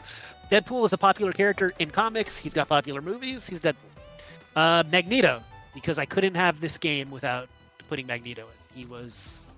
I did not see the option not to do it. Okay. All right. I told you guys, I leaned heavy into X-Men. Mm-hmm. I mean, after the way that Infinite was received, I can't even blame you. Okay, yeah, I was about to say, I don't know the order now because you changed some stuff up. Captain Commando. I think that if you have a game with Capcom in the title versus Capcom, the dude, he's literally Capcom. He's Captain Commando. It's in his name, man. Plus his cyber powers and stuff are kind of neat, so, why not? I always like having kind of these old retro characters in these games that not too many people are... That, you get like your Captain Falcon, right? Like, people only know this person from a fighting game at some point. And I feel like he's that sort of vibe. All right. Next up, we got Monster Hunter. Yeah, I don't know what to say. It's just a popular franchise, so I needed to put it in. Yeah. It's Monster Hunter. Monster Hunter is a really good choice because I brought this up every time that I was making a roster for this. If you want to bring characters back from every part of the series, Infinite is very hard, specifically on the Capcom side, because your choices are Monster Hunter, 2 characters from Mega Man X, and then Jeddah. Yo, base Jeddah, that's my boy. So you're kind of strapped for choices there. Okay, so this next character, while I was making your roster, I was talking with Huff. Both of us didn't know who this character was. This is June? Yo, June Lynn Milliam from Star Gladiator on the PS1. So everybody knows Hayato. He's a dude with a laser sword, right? June's the second most popular character from that game nobody's ever played. She has a laser chakram. Or it's like, so she does crazy fighting ring stuff. With like a laser, chakram or a hoop or something. But no, she's a cool character. She's fun. I wanted to bring someone from Star Gladiator, and I thought it would be more interesting to add, like you were saying, man, instead of adding Hayato again, to add a different character from that series, and she was my pick. Okay. Now we have our final character, which we just scrambled to put together. Okay. So, originally I had Regina from Dino Crisis on here, and I was thinking, that sucks. She's gonna be like one of the Resident Evil characters. I don't even care. So then I'm all like, let's put a dinosaur in there. So this isn't even from Dino Crisis. This is from Dino Stalker, which was a first person. We were scrambling to get a choice because Spazzy requested if we could swap it out for a Velociraptor, And I Yeah. just said last minute, hey, can I just pick Trinity because that's a named character and it would be better than a Velociraptor? And I said yes, because Trinity can summon other Velociraptors and spit acid. Yeah. Automatically the character I made in this game. I don't blame you. All right. Then the Marvel side's going to be the same. So we've got Captain America. Yeah. So one thing I'm going to say about Cap is that if I wasn't doing the thing where I was doing half newcomers and half vets, I would have swapped him out for Sam, and I considered it for a while. But I feel like with the Avengers in particular, like you're going to see, I don't have Thor, I don't have Doctor Strange. That like having one of the more classic interpretations of a classic character made sense. So that's why I went with Steve. All right. Our next character is Hawkeye, but it's Kate Bishop, Hawkeye, and from Fortnite. Yo, Fortnite? I'm very glad you did the Fortnite. It was the only good render I could find. It was always just cropped. comic art. So, Yeah, but then I would have had to crop it. And I'm gonna be honest, I was just lazy. so I like playing as Hawkeye in Marvel vs. Capcom 3. And Kate's just like better Hawkeye, man. Nobody likes Clint. That's not true. In the comics, I do like Clint. I think Clint's a good character. But I think, Kate provides kind of a twist, can provide a twist on that moveset, so it feels fresh, it feels different, but you still have a Hawkeye. And Kate herself is just a great character. I was a big fan of the 2 initial Young Avenger runs, so I just like her. So I wanted to include Hawkeye, so why not this Hawkeye and not that Hawkeye? All right. Our next character is Miss Marvel. She's on every roster. Yes, we don't have to talk about her. Yeah. Yeah, Kamala's great. She's super popular. She reinvigorated a lot of people's love in comics. She has a TV show. She's about to be in a movie. She's a mutant. She's an Inhuman. She's probably an Eternal. I don't know, man. She got murdered in a random Spider-Man comic. And she got brought back on X-Men Island because comics. Yeah. I Right. still can't believe that run of Spider-Man is happening. And the Does last. anyone like Miss Marvel? A lot of people legitimately do like Miss Marvel. Oh, I Miss like her. Marvel is You're like listening to a call really for beloved. people that Yeah. like Miss Marvel. Yeah. Yeah, I said earlier in the stream, hey, Miss Marvel is my favorite Marvel character. I love her comics. She's fun.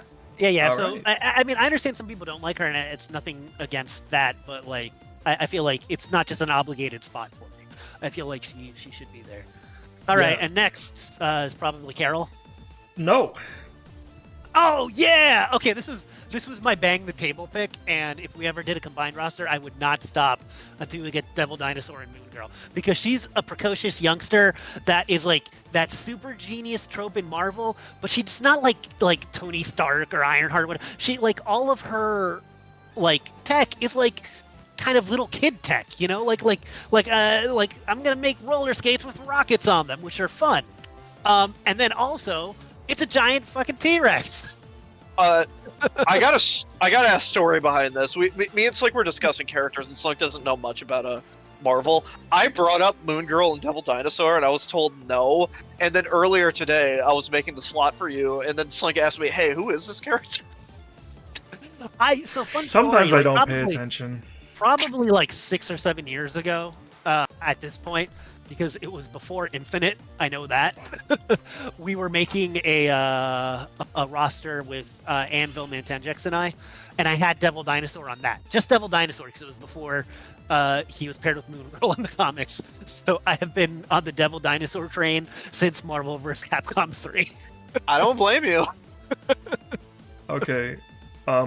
So But before Moon we Girl get makes to it the even more fun because like she has a lot of like little tricks and stuff, and I would imagine that Devil Dinosaur in this case was the main character, and he'd be moving, and then specials and stuff would be stuff that she would be doing. all right. You were trying to slice Link? Yeah, I was trying to move on, but he had more to say. Before I drag on this next character, I just gotta recount this for the stream. Okay, so a friend of mine, he DM'd me a couple nights ago, said, on your Capcom roster, can you put Beautiful Joe there? Refuse to elaborate, then continue on as normal without answering a single question regarding him. I am the only soldier in his army, and my strongest enemies are rising against me. I need to know my allies are out there. And I responded with, you realize you are talking to one of Joe's biggest haters, right? Anyway, Omega J12, you've won again, curse you. Slink, I just want to. I know we talked about this last night when you DM'd me about that, but I just want to point out how funny it is that Omega J12 is one of my best friends, and he came to you with that request, not to me, because he knows if he would have asked me to put Beautiful Joe on my roster, I would have just ghosted him. Oh, not only did I put Beautiful Joe on my roster. Keep going, man. Oh boy. I really like Beautiful Joe. Screw you guys. We have one Beautiful Joe fan in the call. There can be one less. No. Okay, we can move on. But Okay. they're there, and there's nothing you can do about it. True. I don't have anything against Beautiful Joe. I just don't care about him. Yeah, I really like it. So I've never I just played. don't like his games. I've never played Through Wrath, but I've watched a lot of videos, and that game looks insane. So also a very popular choice. So yeah, definitely made my roster. Easy choice. Alright, now, on last character on this row, we have Ryu 2. Yes. So I know that when you talk about Breath of Fire, even though Ryu's the main character, he's not usually the one people pick, but he is the one that turns into several different types of dragons. Mm-hmm. And I think that is a super awesome mechanic. To just be able to like shift, maybe for specials, maybe some sort of meter. I don't know how you would implement it, but changing into a dragon is cool, and I would like to play as that. Oh, actually, that reminds me, Spazzy. I mentioned Fo Lu as my second choice for Breath of Fire earlier. Have you ever looked into Breath of Fire 4?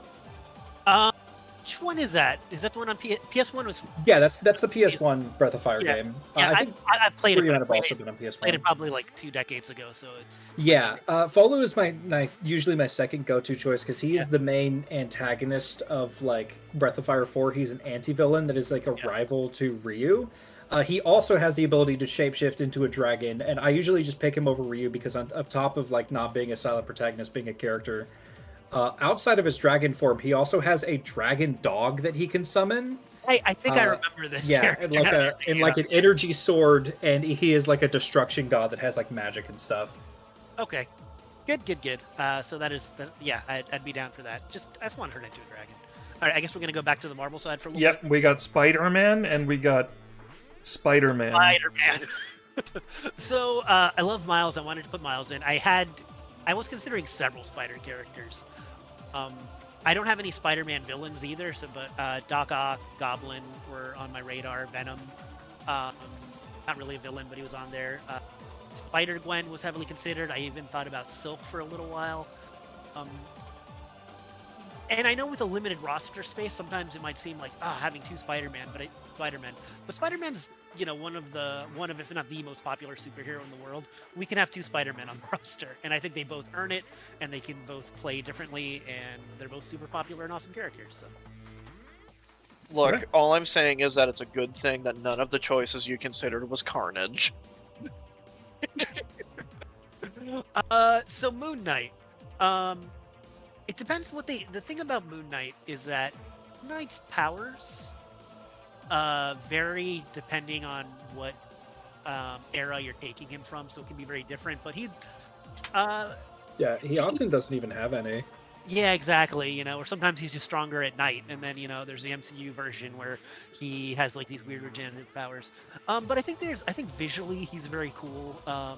He does a lot of I hate to say it, but the Batman throwing knives and things like that. So I think he could be interesting. He's, I don't like to do everything for MCU synergy, but he's Oscar Isaac. People know who he is, and he's a character that I've always liked. So let's do it. Yeah, okay. I mentioned this earlier. I almost had Moon Knight on my roster until I cut him for Darkhawk and somebody else that also ended up being cut. Yeah. Last character is the Hulk. Okay, so the Hulk is a space that also had Doctor Strange and Thor, because this was my last veteran slot, and out of those three, well, I feel like I have magic covered with certain characters. So I didn't necessarily need Doctor Strange. And Thor was kind of a hard one, but between him and Hulk, I feel like Hulk is more of a staple for Marvel vs. Capcom, and people kind of expect him. I was also thinking of maybe She-Hulk, but I'm like, nah, you gotta do like. It's one of those where it's better to do classic. I was thinking of, what if I do something like Maestro? But I'm like, that's just an alternate costume for Hulk. So yeah, Hulk. Okay. First character on the row for Capcom is going to be a new character debuted this year. Witch Doctor, one of the mechs from Exoprimal. Now, you may not be aware of this, but the mechs in Exoprimal have personalities despite being piloted by humans. I don't understand it. Don't ask questions. It never gives an answer as far as I know. But anyway, Witch Doctor is like a support character in Exoprimal. They have stun powers, and they would be very interesting in fighting game.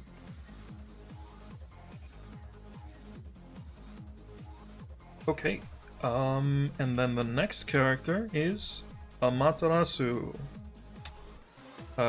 Yeah, that's one of the big characters from 3 that didn't return to Infinite. So their inclusion characters that like. I'm glad that Spazzy has Amy on his roster because she was one of the last cuts from mine. Yeah. Next up we have Phoenix Wright. This render was made by friend of the channel, Project Alpha 22. And yeah, Phoenix is like, was he the most wanted Capcom character to return? Or yes, he was. Okay, yeah. Big missing spot from Infinite. He is highly requested, and he's a very popular character. I would say more well known than the series he even comes from, which is wild. But yeah. Next up, we have the Mega Man character that I didn't expect 3 of us to have. Mega Man EXC from Battle He's Network. the next biggest one that hasn't happened. It makes sense.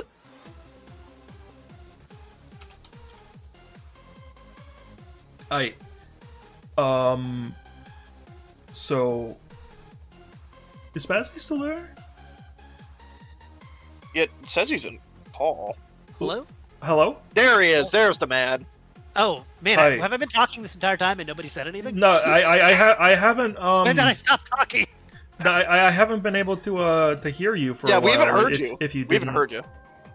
Okay. Okay. But EXE, like, not only is he the next biggest Mega Man, but he has the styles, and I feel like as an old, my favorite Mega Man is classic. But when you're looking at it from potential for interesting movesets for a video game, EXE I think is the best Mega Man. So. Okay. Let's just finish out Capcom now. Sure, let's do it. I'm gonna drag on Dante, and we got Nero here too. So yeah, I almost those are my 2 characters. I almost replaced Nero with Lady, but like it didn't feel right to me. And our last 2 characters are Morrigan, who has to be here, and very interesting pick, John Talbane, So also John from Darkstalkers. So the thing about John Talbane, besides being awesome, is that at one point I had Werewolf by Night on the Marvel side, and I said Werewolf, and then I looked at John Talbane and I said Werewolf but cooler because he knows Kung Fu. He's actually my main in Darkstalkers, so there's a little personal bias, but he's also a popular character, so you know. Let's go back to Marvel. Sorry, guys. Iron Man. Yeah, you don't need to say anything. It's Iron Man. Yeah, it's Iron Man. What do you want us to add? Scarlet Witch. She hasn't been on a roster tonight yet. Nope. No, and the thing about Scarlet Witch is I think she has a lot of potential. She's one of the reasons I didn't care about not including Doctor Strange, because she has the magic covered. You can do almost anything with her powers as far as a moveset goes. So All right, so the next character is interesting. Giant-sized Man-Thing! So, here's the thing about Man-Thing. He is the best character on this roster. He also, recently, he has been in the MCU because he was on Werewolf by Night. Ted, yeah, man. But from a powers, he's an important Marvel character. I don't know if you guys know this, but the creator of Swamp Thing and the creator of Man Thing were mates, and these characters came out within a month of each other. Man Thing, I consistently refer to as the most important Marvel character you don't care about. But I think he's super interesting, man, because He's interesting, but like, have you ever met a guy who's like, "Fuck yeah, Man Thing"? No, not even a little bit. He's the guardian of the Nexus of Realities, and that is a thankless job. Yeah, he's like the third most popular character in Marvel with the word "thing" in their name. I almost put "thing" in just so I could go from Man Thing to Thing, but I did not. But like, just from a powers perspective, he can control plant matter, and we've seen that in other fighting games. Injustice. He can Ivysaur. Yeah, he can Everybody's favorite. He can grow, he can shrink, he can do lots of traps and things like that. He can be a grappler too, and you beware the touch of the Man Thing. He has corrosive abilities, so he could I don't know, like he has so many powers. Like I think he'd be fun. Because it's one of those things like Shu McGlorath. It doesn't matter if you know the character or not. If the character can do cool things, then I'm all about it.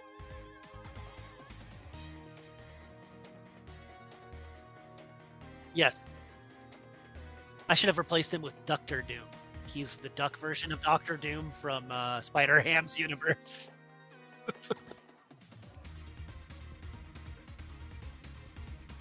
Yeah.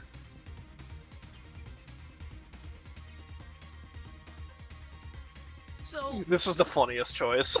yeah, so by the way, that was Silver Surfer on the roster until like the 11th hour. That was like at the last minute. I'm like, I'm gonna go with Warlock. Here's the deal. Oh, I muted myself on stream. I'm sorry about that. My bad. Adam Warlock is actually a cool character. He's Thanos' opposite in the comics.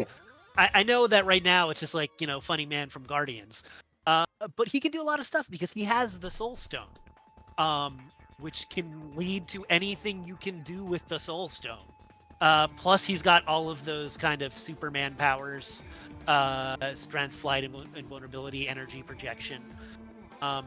This spot for me was between three characters. Vision, who I think overlaps with him a little bit.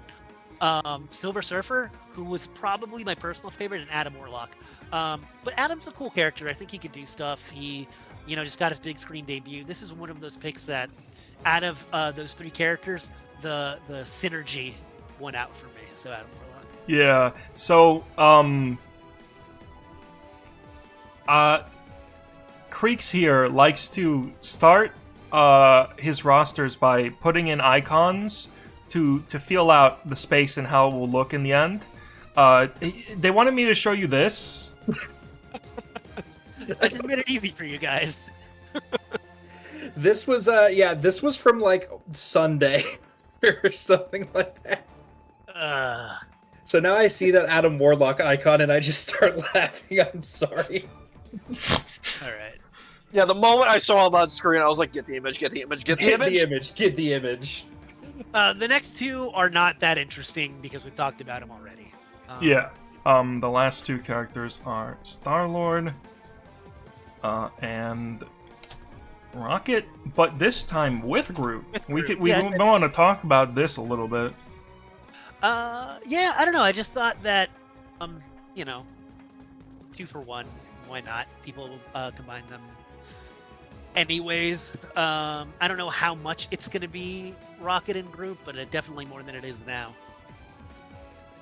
I should have put Blade instead of Star-Lord. Slightly surprised that you decided to go on with like making Groot a more important part of the moveset when Man-Thing is a character on the roster. Yeah, but the thing is, Man-Thing doesn't need to. that's what I'm trying to say. He doesn't need to be somebody that does a bunch of plant stuff. He grows, he shrinks. I mean, I guess Groot could do that too.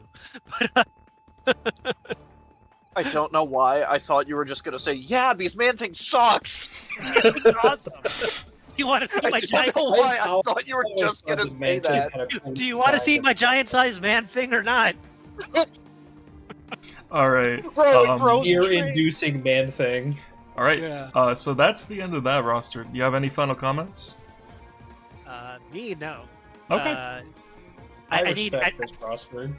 Yeah, I thought it was a fun roster. No Thor though. The only thing I don't respect is Sentinel, because Sentinel is bad for my economy. Sentinel was also one of them that was on the close to being cut for someone else. But it's Sentinel. Okay. That's the new layer. Dude, my team is gonna be Trinity, Man Thing, and Devil Dinosaur and Moon Girl. Yeah. You got a things for monsters and dinosaurs. All right. So before we move on to Huff and my moveset, we're going to show the moveset that Nintenjix made on screen. Moveset? And we'll make fun of it. Moveset. Roster. Oh my god, my brain is in a fog tonight. I apologize. Anyway, this is Nintenjix's roster. Right. Doctor Strange. We also have Shang-Chi. Shang-Chi. Oh yeah, Shang-Chi. Yeah, I wanted to do Shang-Chi, I just didn't have room. Is this...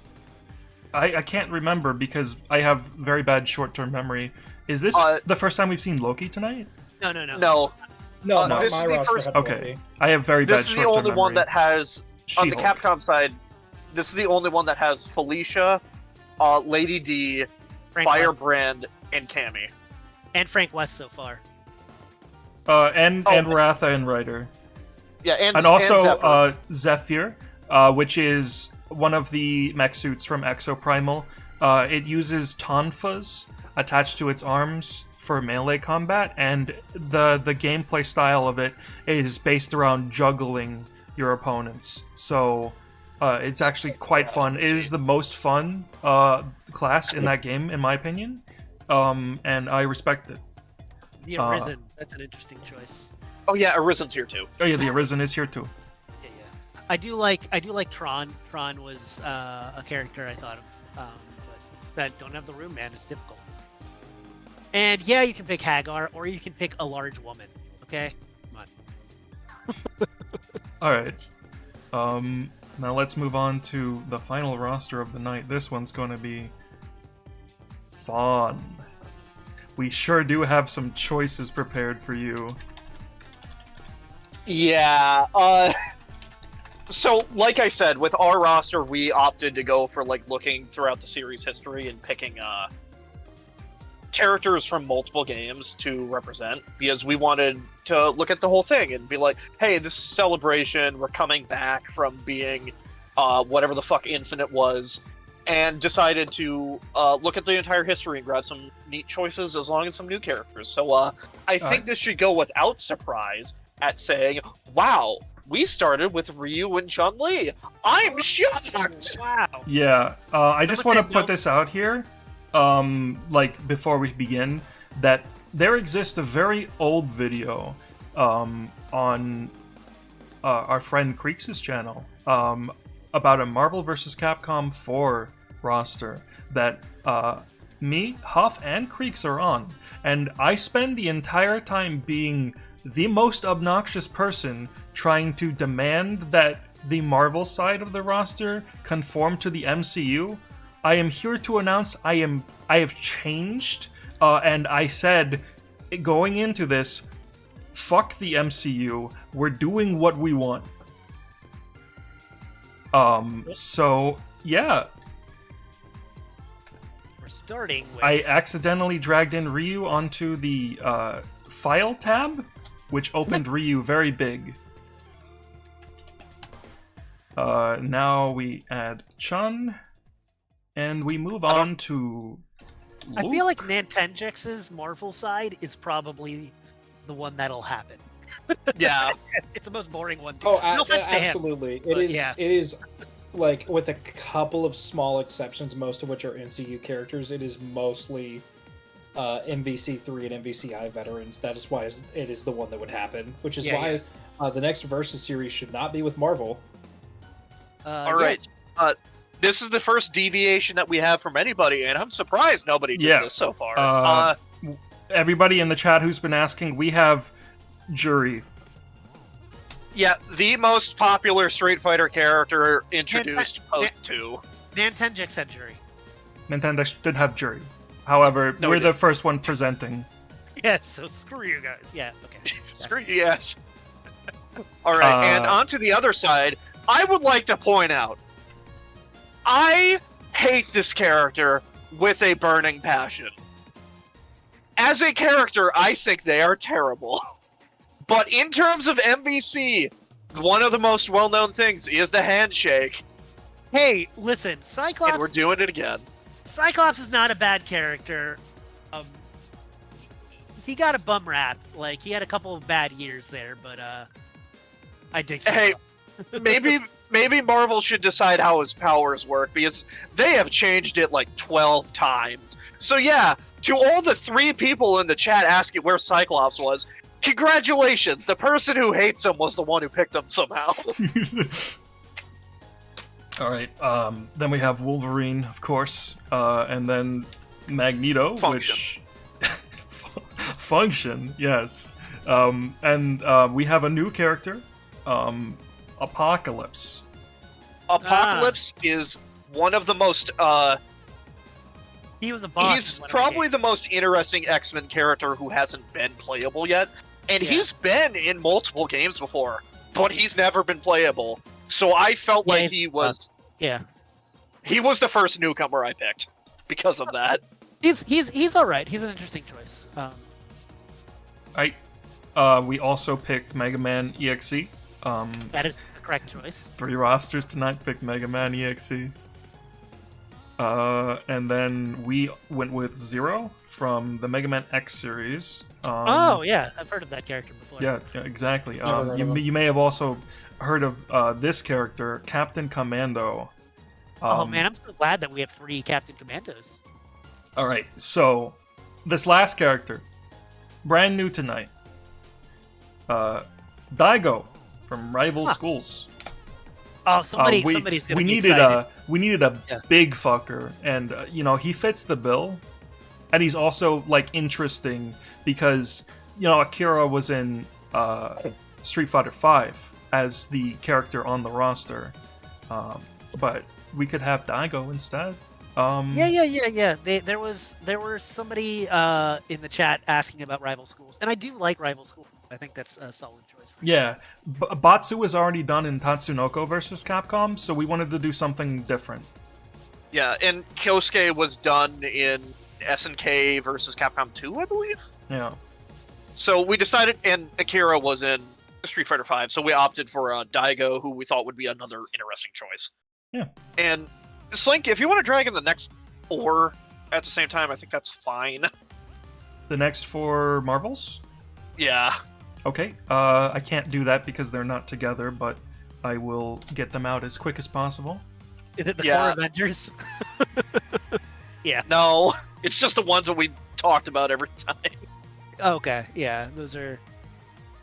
Yeah, Black Panther and Captain Marvel are the 2 biggest characters on the Marvel side that were introduced in Infinite, so bringing them back is a good choice.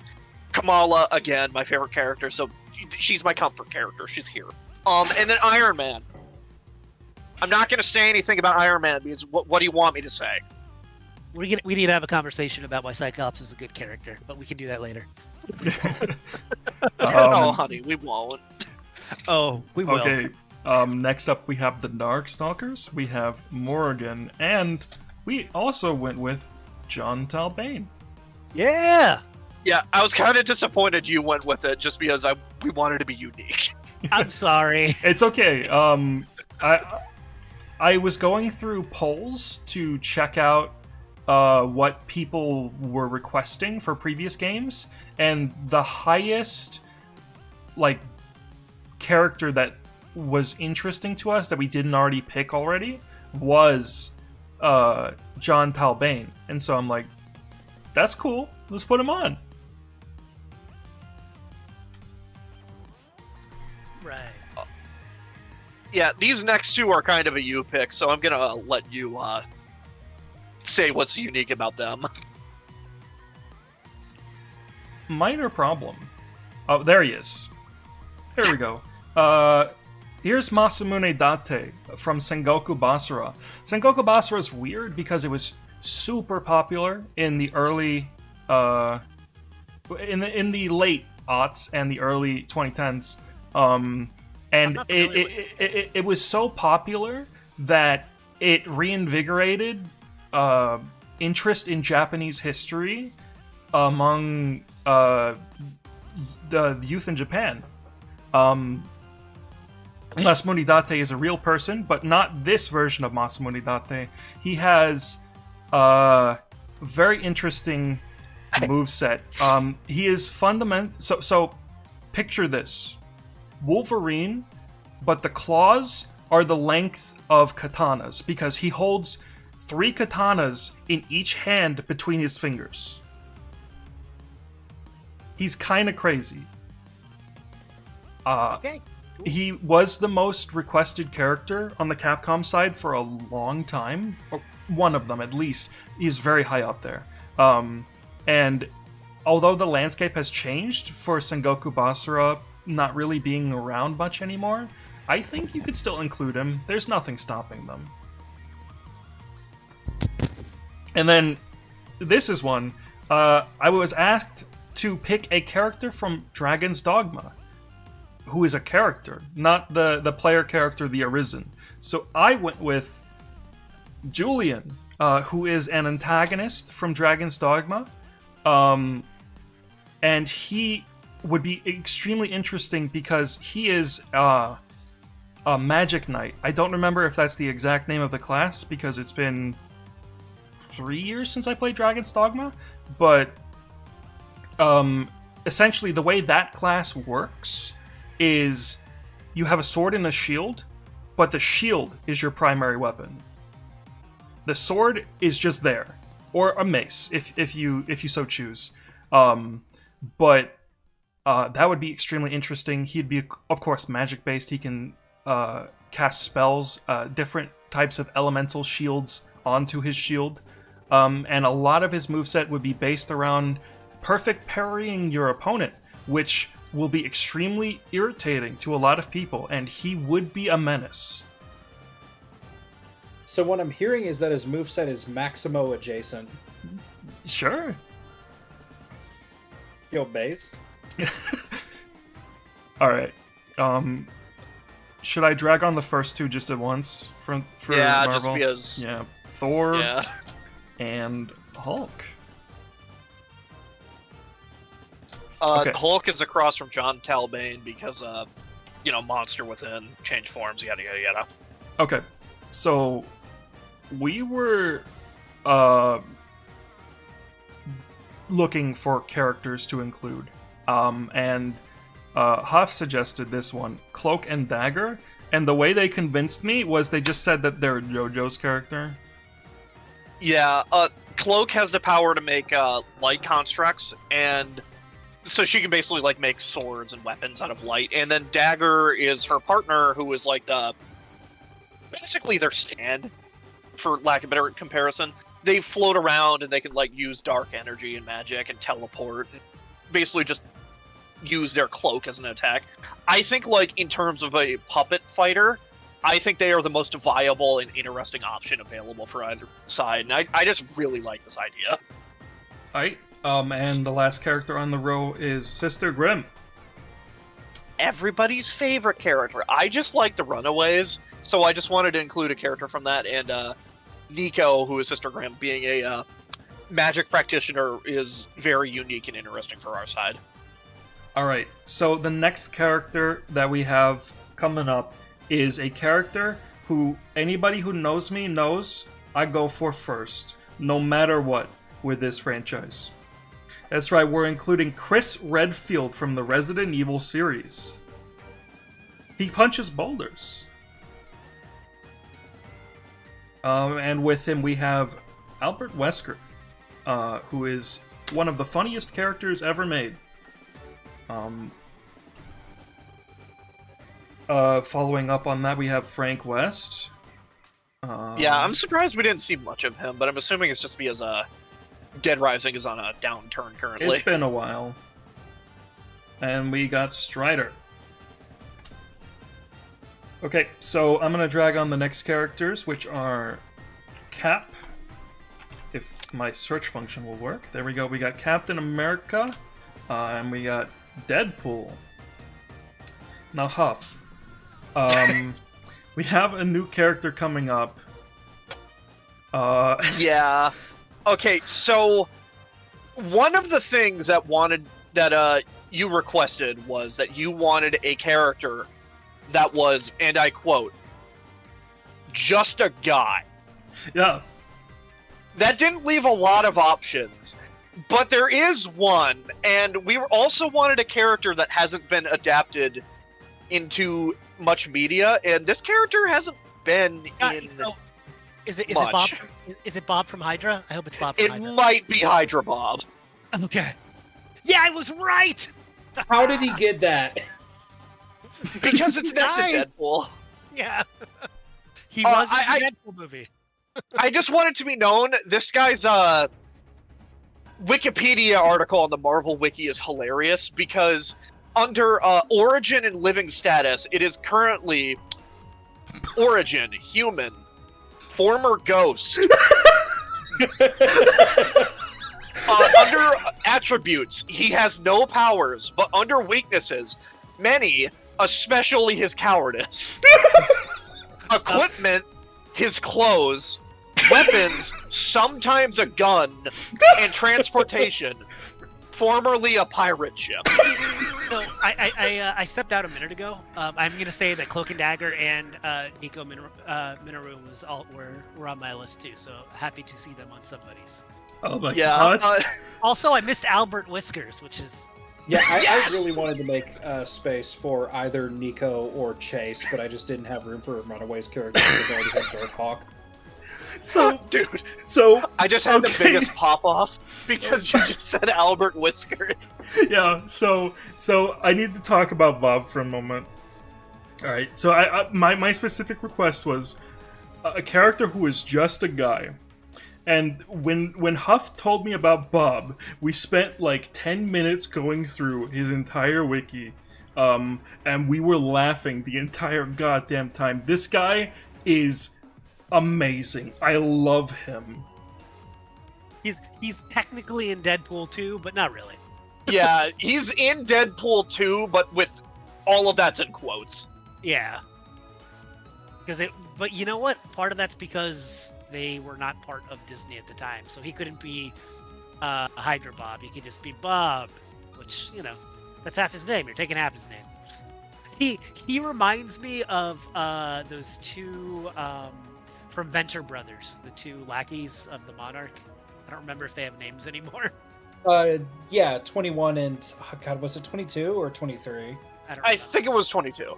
Yeah. So yeah, it's like very much like kind of that vibe. He's Yeah. I think my favorite part about I knew of this character for a long time, but my favorite part about doing research into him is apparently during the World War Hulk run, Bob was sent back in time for some reason, and he just landed in an alternate reality where Thing was Blackbeard, and in that reality, his name is Thingbeard. In that reality, the Thing was prominent enough to be George Washington on the $1 bill. Dude. Good choice. I like it. Yeah, we wanted a goober, and we found the goober. Alright, Doctor Doom is the last character on this row, and starting off the next row are Dante, How much Devil May Cry did you fit in here? Let's see. Nero. Oh, I had to hold him back. It was gonna be. I wanted 2, but we equaled out at 3. And Virgil. Yeah, that is correct. If it'll bring it up on my search. There he is. Somebody in the chat pointed out it's Henchman 24 was 21's best friend. Yeah. Oh, it was 24. Okay. It has been a while since he appeared in the show. Yeah, I need to do a Yeah. As a new. Did that movie already come out? Yeah, it did. Yes, it came out about a week ago. I watched it. It's good. I I recommend. have not seen it yet. All I right. told you to watch it. Hey, Creeks. Yeah. Remember when I said I was way ahead of you last night? No, but pretend I do. For you, Rocket, anything. For you, Rocket, anything. Anything. Fucking hell. All right. Next up, we've got Nicolas Cage. You can't have a superhero roster without Nick Cage. It's a rule. Yeah, you should have done Spider-Man Noir. Huff, how much did Slink bribe you so that Nicolas Cage was on the roster and not Robbie Reyes? I really wanted to do Robbie just because I like Robbie, but I sent them the CSS and they just did it on their own volition. So Yeah, so fun fact, a couple years ago during that Marvel vs. Capcom 4 roster video that I mentioned earlier, they were talking to me about Robbie Reyes, and so they introduced me to this character. I didn't know about Robbie Reyes before then. A couple of days ago, like maybe 1 or 2 weeks ago, they were trying to figure out the name of a character. Huff was feeling around like, I think it's like something Reyes, and I'm just sitting here like, am I the only one who remembers? What the hell's going on? the problem was with that discussion, we were literally just talking about the Blue Beetle movie, and I kept thinking Jaime Reyes, and I'm like, it's not that. I know it's not that. That's Blue Beetle. He's epic, but it's not that. There's also Cecilia Reyes from the X-Men. There's so many Reyes. All right, It's a common name. our next character is Medusa. Yeah, I wanted to include some more niche or obscure characters, and Medusa is just a really fun choice for a fighting game, because you can do a lot with her hair. She can be a grappler, she can fight like Melia Rage from Guilty Gear. She just has so many options, and plus, with her super, she can invite her husband to the ring, and then they can... Yeah, they can do... Yeah, I'm so upset you got to say it before me. God damn it! Yeah, Blackguard Boltigan, Keeper of the Terrigen Mist. Yeah, Come Blackguard out. Boltigan, the Keeper of the Terrigen Mist. And he goes, He's so cool. he just comes out and goes, oh. Okay, Like, 5 billion he's damage. okay. Oh yeah, this is the next one. All right, so the specification for this slot is very unfortunate timing, because I said I want a character who's not in the MCU. 2 days after we picked this character, guess what fucking happened? Yeah, Okay, this Yeah. character is super funny, because every time I remember this character exists, I just don't believe that they really do exist, because their whole deal is so insane. So if you're unaware of everybody's favorite character, Captain Britain, people, when you say the phrase Captain Britain, you assume it's just Captain America, but for Britain. No. He's friends with Merlin.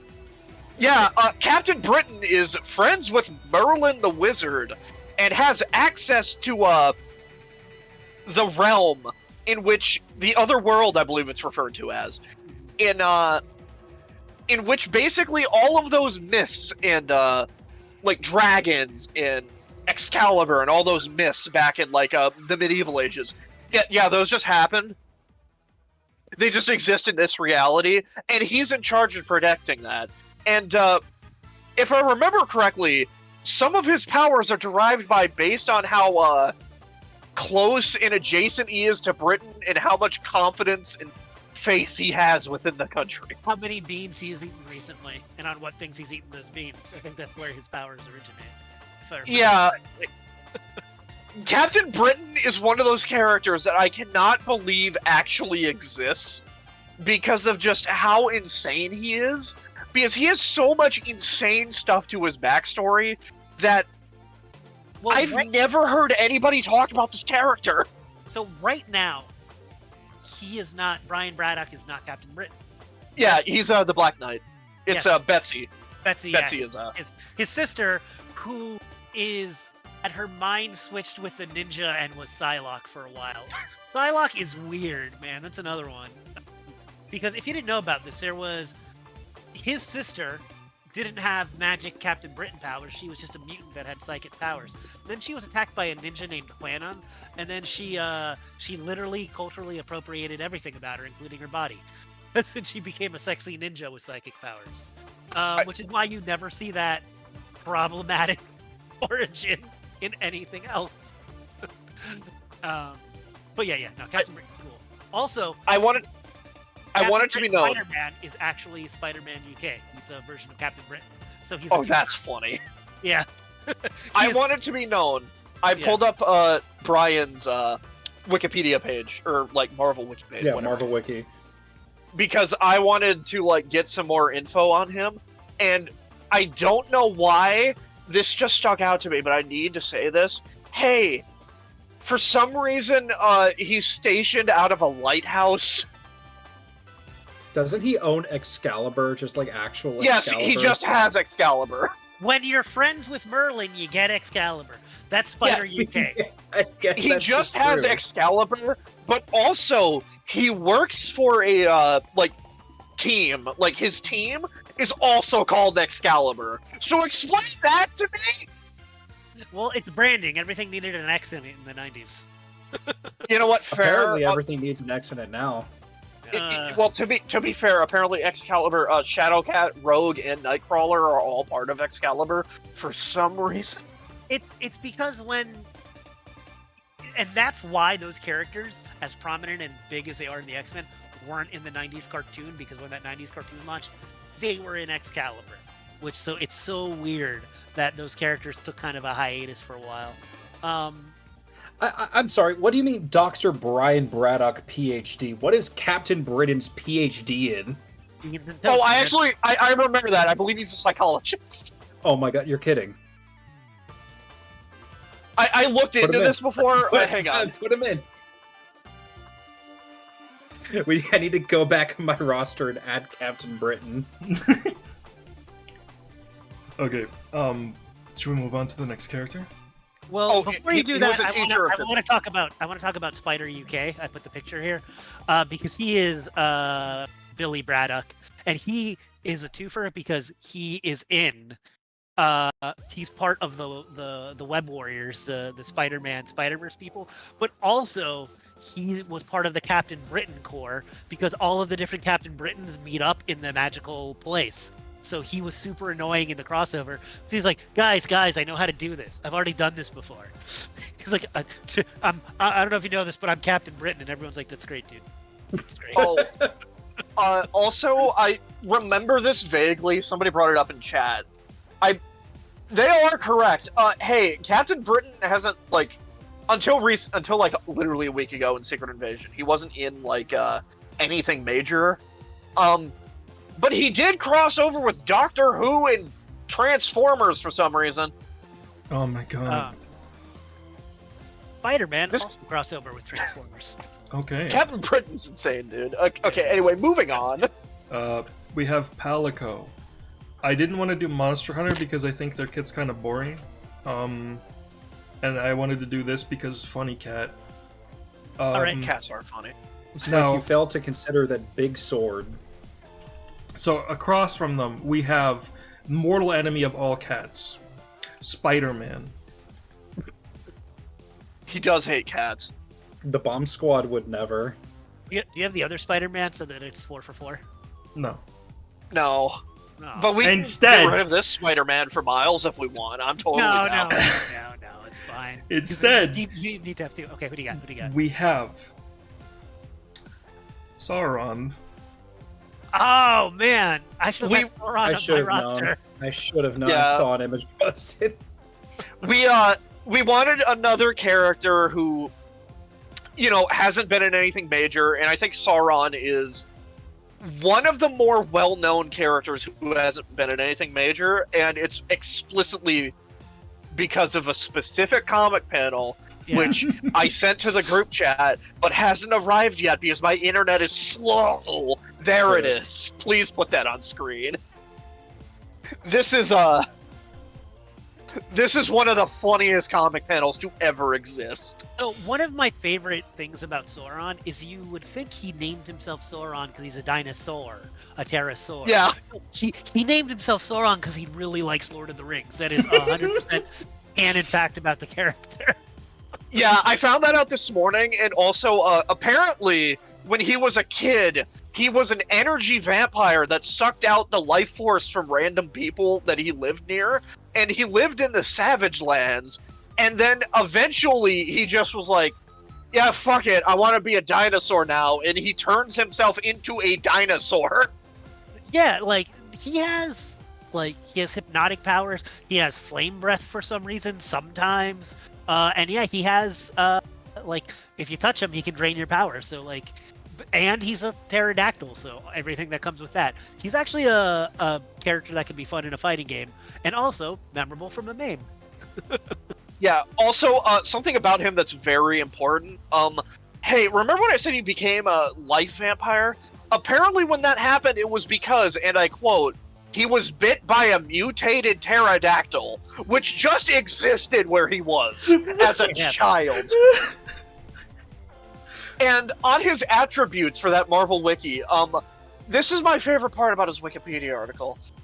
Under powers, it says mutant power, absorption, energy blast, fire breath, hypnosis, your standard pterodactyl stuff. But my favorite part is natural pterodactyl weapons, which includes his beak and talons, because yes, the phrase natural pterodactyl weapons needed to be said. You know what's weird looking at this panel? I guess not. What? He's a mutant. I was about to say pterodactyl. He's obviously a pteranodon, and pteranodon means toothless beak. So obviously they don't have teeth. Yeah. But anyway, that was me being pedantic, so don't worry about it. Dude. Something great about him is that, so like I said, he was a kid, he just grew up, and then one day he decided, yeah, fuck it, I'm gonna turn myself into a dinosaur. Oh no, we've lost him. We lost him. Sauron got him. He's being turned into a dinosaur as we speak. Huff. Quick, go to the next character Huff. before he comes back. Huff. Yeah? Okay, Hello? we lost you at you wanna know? You want to know the weirdest thing about him? Yeah. After getting turned into a life vampire, whatever the fuck that means, he grew up and went to college and became, a professional, and he got a job. And then after that, he just eventually decided, yeah, fuck it, I'm going to turn myself into a pterodactyl. You want to know what that job was that he had? He's some sort of doctor, right? He was a fucking psychiatrist! Yeah. he's the best. He is a great couldn't- character. He couldn't convince himself to not be a tyrannosaur! So A there pterodactyl. is. There Oh, I'm is. sorry. I'm there's sorry. I another- just cheated. There's another character you might not know about called Stegron. I love Chevron! Yes. Who? Sauron, but nice Stegosaurus. Stegosaurus man. You see, Sauron is just the lizard, but cool. Yeah. It's funny because everything about his villain origin, it's like he doesn't really have a villain origin. He's just an asshole. Yeah, he's just a dick. All right, move on. All right. Yeah, I feel like we should move on to the other side. Opposite of Sauron, we have Barrage from Exoprimal. I'm very glad that the Exoprimal picks tonight were all different suits. This one is an attacker that can use their weapon of choice is a crossbow that shoots grenades. It's kind of based, kind of nice with it. kind of quirky. All right, and then following up on him, we have Phoenix. Somebody in chat has been saying Phoenix Wright's name every minute. Don't do that, please. Anyway, last we have on the other side Daredevil, because he's also a lawyer. And Yeah. Oh, you did matchups. I didn't notice. That's good. yeah, we've been doing matchups for most of these characters. Yeah, some of them we kind of just gave up because, like, what do Cloak and Dagger and Date Masamune have in common? They exist. All right. That's it. So, rounding out Marvel, we have Mr. Fortnite himself, Thanos. No, you don't. And on the opposite side, the ultimate rival to Thanos, Devilot. Devilot's a character I wanted to push for because she is one of the few characters that Marvel, Capcom is consistently used in crossovers. She was in Puzzle Fighter before that mobile game got shut down, and she has never appeared in a versus game somehow, despite debuting in a fighting game. This entire time, I have had to glance away from the screen just a little bit so that I don't look at the Albert Whiskers icon and fucking. Oh no. Okay. What, you got a problem with Albert Whiskers? Okay. No, he's very funny. He's a very, Huff. very adorable I creature. am so glad that you guys did not cut Daredevil, because, like, Daredevil was the last Marvel cut that I made for my roster. I cut Daredevil for Warlock from the New Mutants, and if none of us had Daredevil and I had, you know, Warlock instead of him, I was gonna go crazy, because I was the idea behind that cut was, oh, I don't need Daredevil because someone else will do it. Yeah, here's the thing. Me and Slink were talking in DMs, literally, and, like, during the stream. And we were discussing, like, potentially removing a character for more diversity. And I said, yeah, get rid of Daredevil. That one seems expendable, because I think because a couple other people have them. Apparently you and Spazzy both removed them from the list without me noticing. So, like, as soon as we started our roster, I DM'd Slink and said, keep Daredevil, keep Daredevil, keep Daredevil. I said, maybe doing Luke Cage instead for a more unique character. And this was at the start of the stream. And then we'd have two Lukes, which would be funny, because two Lukes. Yeah. And then nobody did Daredevil, so I just instantly panicked. Emma Frost was on an earlier roster. We'll be posting the rosters onto our X account tomorrow.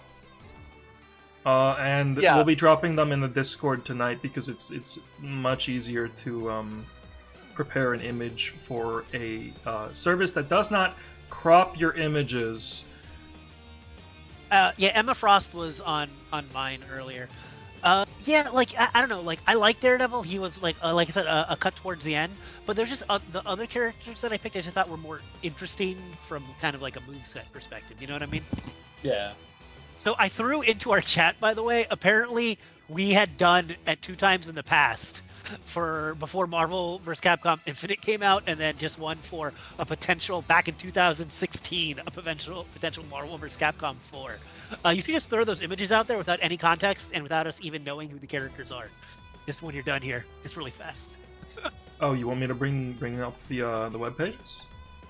Yeah, well, I threw it into our chat so you can actually see the. Oh, okay. Dude, this one has my favorite character, Arthur. And which one should I show first? Whatever. The top Okay, one, I guess. Here's the Infinite roster. Yeah, look at those characters. This is back when Anvil did all the sprite work for each one, and I'm like, yeah, that's good, man. Cool. That's a lot of work. Yo, Bay Squirrel Girl. Yeah, it was, it's pretty good. It's pretty good. Gamora up there, Cyclops, Black Widow. This is better than the actual Infinite roster. Yeah, it has characters. True. Sigma. I think this was probably after the reveal, so we do a couple of them. There's Rashid right there, man. Yeah. This is the 4 roster that you made. Yeah. This one's old. I feel like we should probably get a better one. I see Double Dinosaur on the far right taking up the whole Yes. thing. I told you, man. Nice. I've been on that train for a long time. Oh, do you know what's amazing about this? Miss Marvel is on here. Not Captain Marvel. Look right next to Chung Li. Oh yeah, she didn't become Captain Marvel until like 2012 or something. Yeah, this is old, man. Wow. Are these being shared? Because I don't. I'm showing Yeah, them they're on on screen. screen. Oh, okay, I see it. Now. Sweet. Scarlet Witch was. Hey, look, Carnage, your favorite. Yo, my favorite character, Carnage. He's so cool. He does stuff such as die and exist. My favorite Marvel section is like 100% that row with Howard the Duck, Rocket, and Squirrel Girl. Oh, and Machine Man. That was definitely a me pick. I'm Dude, like, Machine Man. I wanted to do Machine Man, but then I was like, I'm doing Apocalypse. I need Apocalypse. Yo, is that Bryn Turner from the hit 3DS game EX Troopers? it sure is. How did you know? I've put Bryn Turner on a lot of my recent Capcom rosters because I just think We that have character design's a really lot cool. of icons of him for some reason. Yeah, we We have a do. lot of icons, and it is my fault. I started campaigning for this character in like our circles in like our personal server. Whenever we do roster discussions, and somehow that has led to Bryn Turner becoming one of our mainstays. So what's interesting is we have a rivals list. If you go to the article for the 2016 one. Oh, I'm linking the article in the chat. Yeah. Interesting. Carnage versus Jack Krauser. Those are two wasted spots. oh shit. Krauser would be kind of cool, actually. Yeah, it would be. And honestly, I know we were kind of shitting on Carnage, but I think from a moveset perspective, Carnage could be. Oh no, I think Carnage is neat. I just think he's dumb. Yeah, so Lou and Siva from Three Wonders is like, that's we let Anvil put that in because it's his favorite game. Yeah. Somebody in the chat says, people in the chat, would you like to see a DC versus Capcom roster? I actually proposed this. Instead of doing DC versus Capcom, I propose doing DC versus Sega, so we could use a different company. Sweet, and then we could do Image versus Konami. Yo, my favorite! I hate both of those companies now. Yo, Image versus But I have a lot of Konami. good memories from both. Yeah. First Okay. SG roster to be 20 characters. all right. Guys, First guys, Capcom. we are gonna do Image versus Konami. I don't care what anyone says. That is That sounds happening. Okay. that sounds really stupid. We're gonna do it. So, mentioning the rivals list reminded me there was one gem from the Marvel vs. Capcom 4 stream, that video discussion that we did a long time ago on Crease's channel. So we did Professor X and the X-Men because it'd be kind of cool, a team of characters being sent out for different attacks. We made them the rivals to the Killer 7 from game Killer 7. Now, normally the Killer 7 is led by a man named Garcian Smith, who is a very big man with a briefcase. I'm going to put him on screen. Here's Garcian. But the reason that he is opposite, that the Killer 7 is opposite of Professor X and the X-Men, is because the head of the group is Harmon Smith, who is yeah, Yeah, I mean, you don't have to go anymore, man. We know what you're getting at. he has a big anti-material rifle. So for the level 3 for the Killer 7, he would pull out the gun, Just big gun. big gun, big shoot. Has that? I'm still seeing the other image on the stream. How far back are we? I talked about this, before we started the stream up. Yeah. I think when we were, when I was playing Fortnite earlier, but There was a character that I had on my roster until I had to cut him for space, which was like Garcian Smith from the Killer 7. I've never who played I Killer cut 7, for- but Yeah. it's always been on my radar. It's like it's a permanent backlog item. You know what I mean? It's one of Yeah, my favorite I games. I cut Garcian for other Capcom characters under the pretense of, Slink will almost certainly have Garcian, until I asked Huff, and Huff was like, oh no, Slink doesn't have Killer 7. Killer 7 wasn't even brought up, and I was like, huh? So I'm gonna need everybody here to go through all 4 of our rosters, and I guess those other 2 rosters, and just make your own roster, and then that'll be the definitive one. If you send it to us and also tip us enough money, then we'll True. Yeah, donate to our Patreon, and then we might officially license it. Sure, I don't know. this will be the official Seal of approval. sanctioned Source Gaming roster. All right, should we wrap things up now?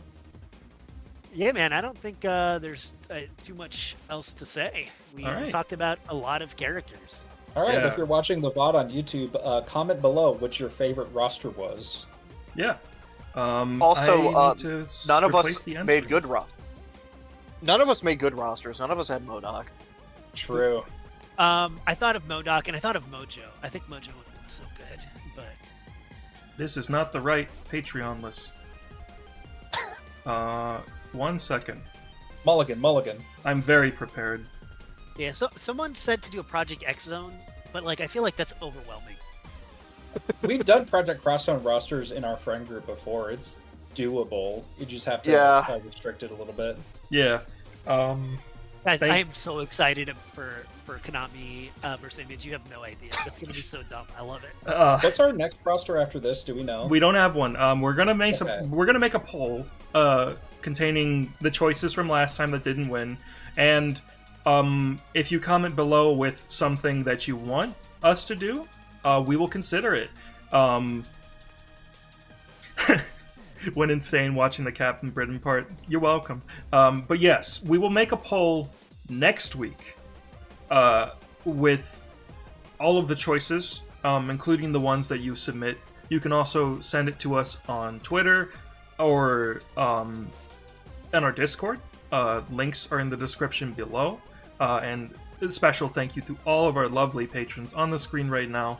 You can join them and get access to a special patrons-only Discord channel on our Discord. That's it. Hope you guys enjoyed the stream. Remember to tell us what your favorite roster was, and always remember to return to the source. Later, guys.